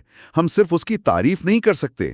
جی، مصنف نے اس کی شخصیت کے کچھ ایسے پہلوؤں پر روشنی ڈالی ہیں جو واقعی پریشان کن ہیں۔ سب سے نمایاں بات عورتوں کے بارے میں اس کی انتہائی غلط اور سخت رائے تھی۔ اس کی تحریروں میں عورتوں کے خلاف واضح مسوجنی نظر آتی ہے، جو کہ چھپائی نہیں جا سکتی۔ تحریر اس کی وجہ تلاش کرتے ہوئے بتاتی ہے کہ اس کے پیچھے اس کی نجی زندگی کی ناکامیاں ہو سکتی ہیں۔ وہ بغیر باپ کے بڑا ہوا، اس پر شوپنہاور جیسے مفکر کا اثر تھا جس کی اپنی فلسفی انتہائی مایوسی اور پیسمزم پر مبنی تھی، اور جو خود بھی عورتوں کے حوالے سے سخت نظریات رکھتا تھا۔ اس کے علاوہ اس کی ذاتی زندگی میں آنے والی ٹھوکریں بھی اسے مزید تلخ کرتی گئیں۔ جیسے لو سیلومے نام کی ایک عورت نے اس کے شادی کی پیشکش کو 2 بار ٹھکرایا، جس سے وہ بری طرح ٹوٹ گیا، اور شاید جوانی میں کسی طوائف سے اسے آتشک یعنی سفلس کی بیماری لگی، جس نے آخر میں اسے ذہنی طور پر مجذوب کر دیا اور اس کی جان لے لی۔ ایک اور بہت دلچسپ پہلو جو زینف نے اٹھایا ہے وہ یہ کہ اس کے اپنے بچے نہیں تھے۔ اب یہ سننے میں شاید ایک عام سی بات لگے، لیکن اس کا فلسفی پر کیا اثر ہو سکتا ہے؟ یہ وہی مضمون ہے جو مصنف نے بہت خوبصورتی سے جوڑا ہے۔ مصنف کی رائے میں جس انسان کے بچے نہیں ہوتے وہ شاید معاشرے کی مستقل اور محفوظ بنیادوں کی اہمیت نہیں سمجھتا۔ ماں باپ ہمیشہ یہی چاہتے ہیں کہ ان کے بچے ایک محفوظ معاشرے میں رہیں۔ وہ روایتی اخلاقیت کو اس لیے سنبھال کر رکھتے ہیں تاکہ ان کی آنے والی نسلیں خطروں سے بچی رہیں۔ لیکن نیچے کی ایسی کوئی ذمہ داری نہیں تھی۔ وہ ایسی تباکن اور باغیانہ فلسفی اس لیے لکھ سکا کیونکہ اسے آنے والی نسلوں کے محفوظ مستقبل کی فکر نہیں تھی۔ یہ تجزیہ واقعی بہت گہرا اور سوچنے پر مجبور کرنے والا ہے۔ واقعی ایک شخص جو بیونڈ گڈ اینڈ ایول یعنی اچھے اور برے سے آگے کی بات کرتا ہے، وہ ایسی خطرناک زندگی تبھی تصور کر سکتا ہے جب اس کی اپنی کوئی ایسی نسلی ذمہ داری نہ ہو جسے بچانے کی فکر اسے اس دنیاوی نظام میں روکے رکھے۔ اور اسی نتیجے کی طرف آتے ہوئے تحریر میں اس بات پر بہت زور دیا گیا ہے کہ نیچے کے انہی آزاد اور بظاہر خطرناک خیالات کا آگے چل کر بہت غلط استعمال کیا گیا۔ ہاں، یہ ایک بہت بڑی ٹریجک بات ہے۔ ٹوٹلیٹیرین اور ظالم حکومتوں نے جیسے ناززم یا کیمبوڈیا کی ظالم حکومت خمیر روج نے اس کے خیالات کو توڑ مڑوڑ کر پیش کیا اور اپنی تباہی اور قتل عام کو صحیح ثابت کرنے کی کوشش کی۔ لیکن حقیقت میں نیچے کا اصل پیغام یہ بالکل نہیں تھا کہ دوسروں پر ظلم کیا جائے یا انہیں تباہ کیا جائے، ہے نا؟ اس کا اصل مقصد تو کچھ اور ہی تھا۔ بالکل نہیں۔ اس کی فلسفی کا مرکز تھا انسان کا خود اپنے آپ پر فتح حاصل کرنا، خود کو بہتر بنانا، جسے اس نے سپرمین کا نام دیا۔ یہ دوسروں کو غلام بنانے کی بات نہیں تھی، بلکہ اپنی ہی خامیوں کو ہرا کر ایک عظیم شخصیت بننے کی بات تھی۔ اپنی انفرادیت کو پانا۔ صحیح۔ اور اس میں اس کی فلسفی کا ایک بہت بڑا اور مشکل تصور شامل تھا جسے ایٹرنل ریکرنس کہا جاتا ہے۔ ہاں، ایٹرنل ریکرنس، یہ کیا کمال کا تصور ہے، اور اسے سمجھنا بہت ضروری ہے۔ اس کا مطلب یہ نہیں تھا کہ واقعی فزکس کے حساب سے ہماری زندگی بار بار دہرائی جائے گی، بلکہ یہ ایک ذہنی آزمائش تھی، ایک تھاٹ ایکسپیریمنٹ جو اس نے خود ڈیزائن کیا تھا۔ جی، نیچے چاہتا تھا کہ انسان اپنی زندگی کا ہر لمحہ، ہر فیصلہ اس سوچ کے ساتھ کرے کہ اگر اسے یہی زندگی بالکل اسی طرح انہی دکھوں اور خوشیوں کے ساتھ لامحدود وقت کے لیے ابد تک بار بار بتانی پڑے تو کیا وہ اس پر خوش ہوگا؟ اور یہ کتنا مشکل سوال ہے اپنے آپ سے پوچھنے کے لیے۔ یہ تصور انسان کو مجبور کرتا ہے کہ وہ ایسی زندگی جیے جس میں اسے کوئی پچھتاوا نہ ہو۔ وہ ہر روز ہمت اور سچائی کے ساتھ اپنی زندگی کے فیصلے خود کرے، نہ کہ کسی بھیڑ چال کا حصہ بن کر زندہ رہے۔ اگر آپ کو اپنی زندگی لامحدود دفعہ جینی ہے تو آپ یقیناً اسے معنی خیز بنانا چاہیں گے۔ ایگزیکٹلی۔ تو ان سب کا مطلب کیا ہے؟ یہ سب جاننے کے بعد ہمیں اس سے کیا نتیجہ نکالنا چاہیے؟ اتنی مشکل فلسفی، اتنے الجھے ہوئے خیالات۔ اس کا صاف جواب خود نیچے کے ان حیرت انگیز الفاظ میں ملتا ہے جہاں اس نے برملا کہا تھا کہ میری پیروی مت کرو۔ یہ کتنی عجیب بات ہے نا، ایک مفکر جو اتنی بڑی کتابیں لکھ رہا ہے وہ اپنے پڑھنے والوں کو خود کہہ رہا ہے کہ میرے پیچھے مت چلنا۔ کیونکہ وہ چاہتا تھا کہ انسان سب کچھ خود سوچے، کسی بھی قسم کی برین واشنگ یا گروپ تھنک کا شکار نہ ہو۔ نہ سیاست کے ہاتھوں، نہ مذہب کے ہاتھوں، اور نہ ہی کسی مفکر کے ہاتھوں۔ اس کی نظر میں ہر انسان کو اپنا راستہ خود تلاش کرنا ہے۔ اس نے ایک جگہ بہت خوبصورت بات لکھی تھی کہ ایک استاد کا سب سے برا بدلہ یہ ہے کہ طالب علم ہمیشہ طالب علم ہی رہے۔ استاد کو پڑھنے کا اصل مقصد صرف اس کی معلومات کو دہرانا نہیں ہے، بلکہ اس کی تعلیم سے آگے نکل جانا ہے۔ یعنی انسان کو اپنا خود کا سپرمین بننا چاہیے۔ وہ چاہتا تھا کہ ہم اسے پڑھیں، اس سے سیکھیں اور پھر ایک دن اسے پیچھے چھوڑ دیں تاکہ ہم خود اپنی اصلی پہچان بنا سکیں۔ یہی سچی آزادی ہے۔ اور اگر ہم اسی سچی آزادی اور آج کی اس پوری گفتگو کو سامنے رکھیں تو یہاں ایک بہت ہی گہرا سوال پیدا ہوتا ہے جو سننے والوں کے غور و فکر کے لیے ایک نیا دروازہ کھولتا ہے۔ وہ کیا؟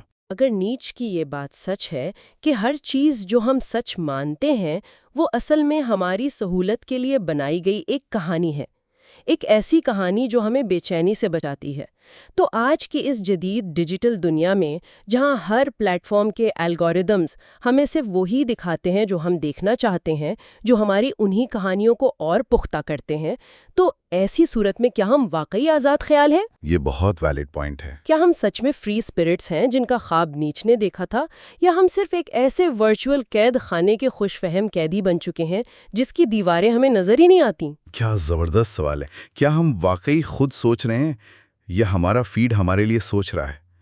اس پر غور و فکر کرنا ہم سب کے لیے انتہائی ضروری ہے۔ اگلے لیکچر میں ہم اس کتاب کے اگلے چیپٹر پر تفصیلی گفتگو کریں گے اور اس ذہنی سفر کا ایک نیا آغاز کریں گے۔